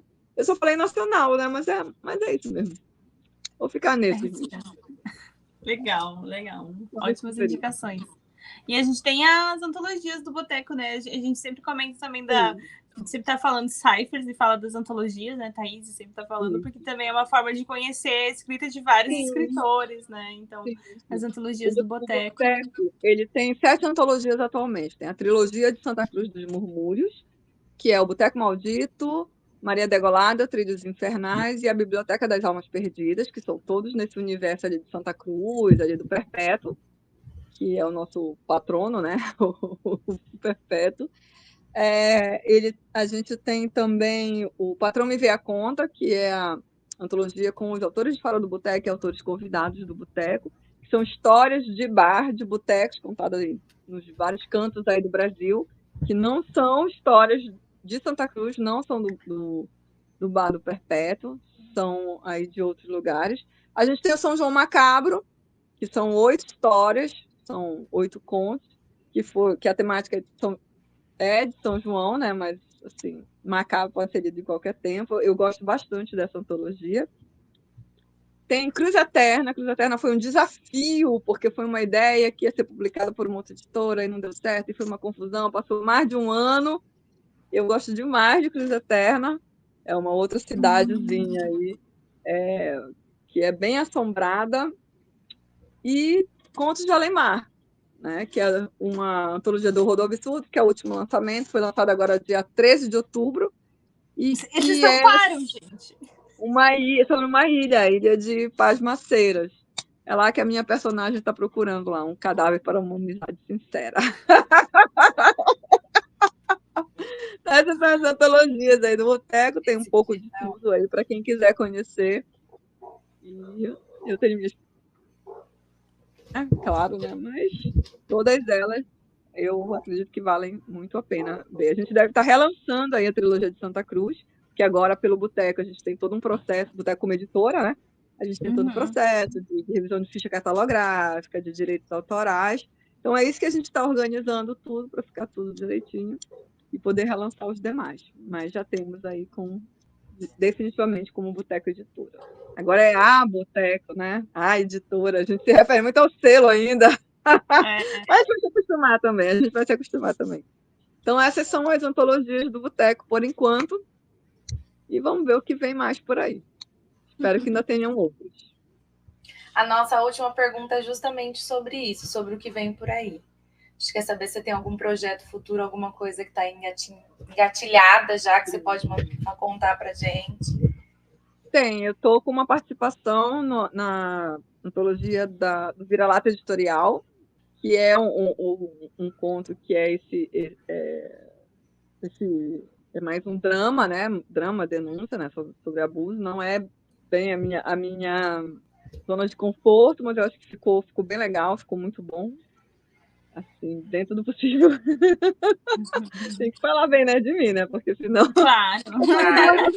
Concordo. Eu tenho duas outras histórias aí que eu preciso de tempo para parar para reeditar, editar, né? Reler, editar o que tá, que eu acho que dá para lançar até o final do ano, pelo menos 2, e tem mais 3 aí que precisam de atenção, e uma outra história que é em conjunto com outro autor, que deve sair em dezembro.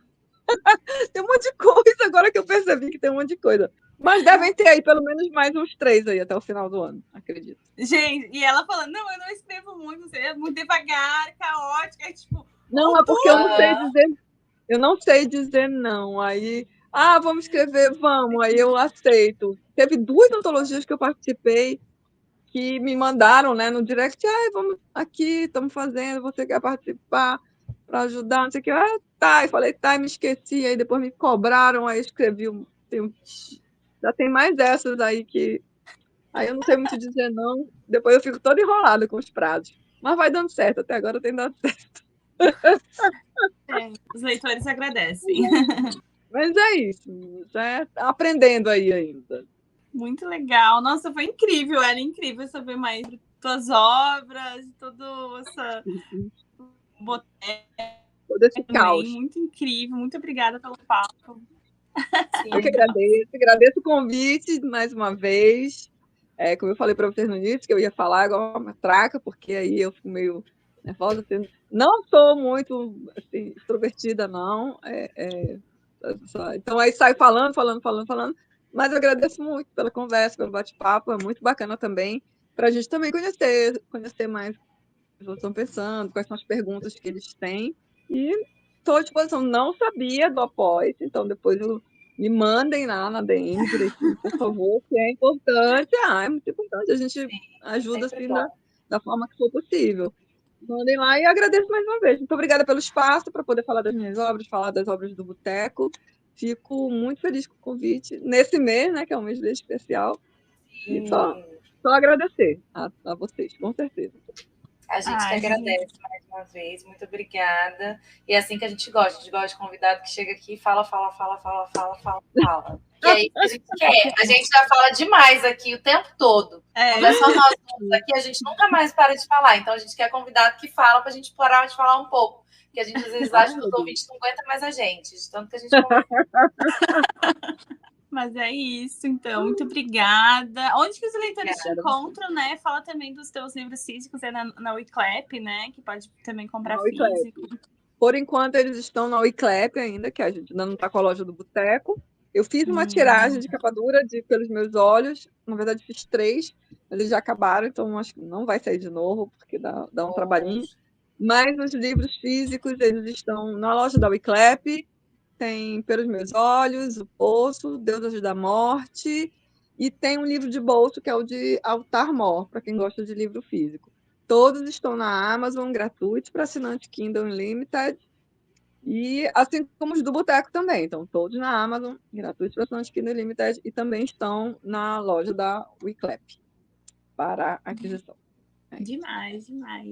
Então é isso, gente. Muito obrigada a todo mundo que nos acompanhou. Obrigada, ouvintes. Sigam a Ellen também lá no Instagram. Ela também está por lá, está contando né? Falando mais sobre o trabalho dela. E semana que vem a gente também tem um papo muito especial, né, Thaís? Sim!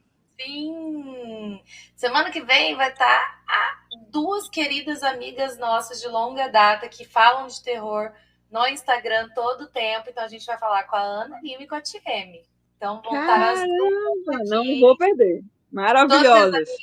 A nossa amiga aqui. Então, vai ser papo de amiga, papo de terror. Porque semana que vem já é Halloween, né? Então, vai ser o nosso especial, real oficial de Halloween semana que vem. Então, as meninas vão estar aqui para conversar com a gente. Então, a gente espera todo mundo aqui na terça-feira que vem, 8h30 da noite, hein, galera? Não percam, hein? Não percam, que essas duas também são maravilhosas. Então vão ser 4 maravilhosos conversando. Não percam. Isso aí. Então, é isso, galera. Beijinho. Até semana que vem. Beijo. Obrigada. Tchau. Você ouviu o Literatura Sem Frescura.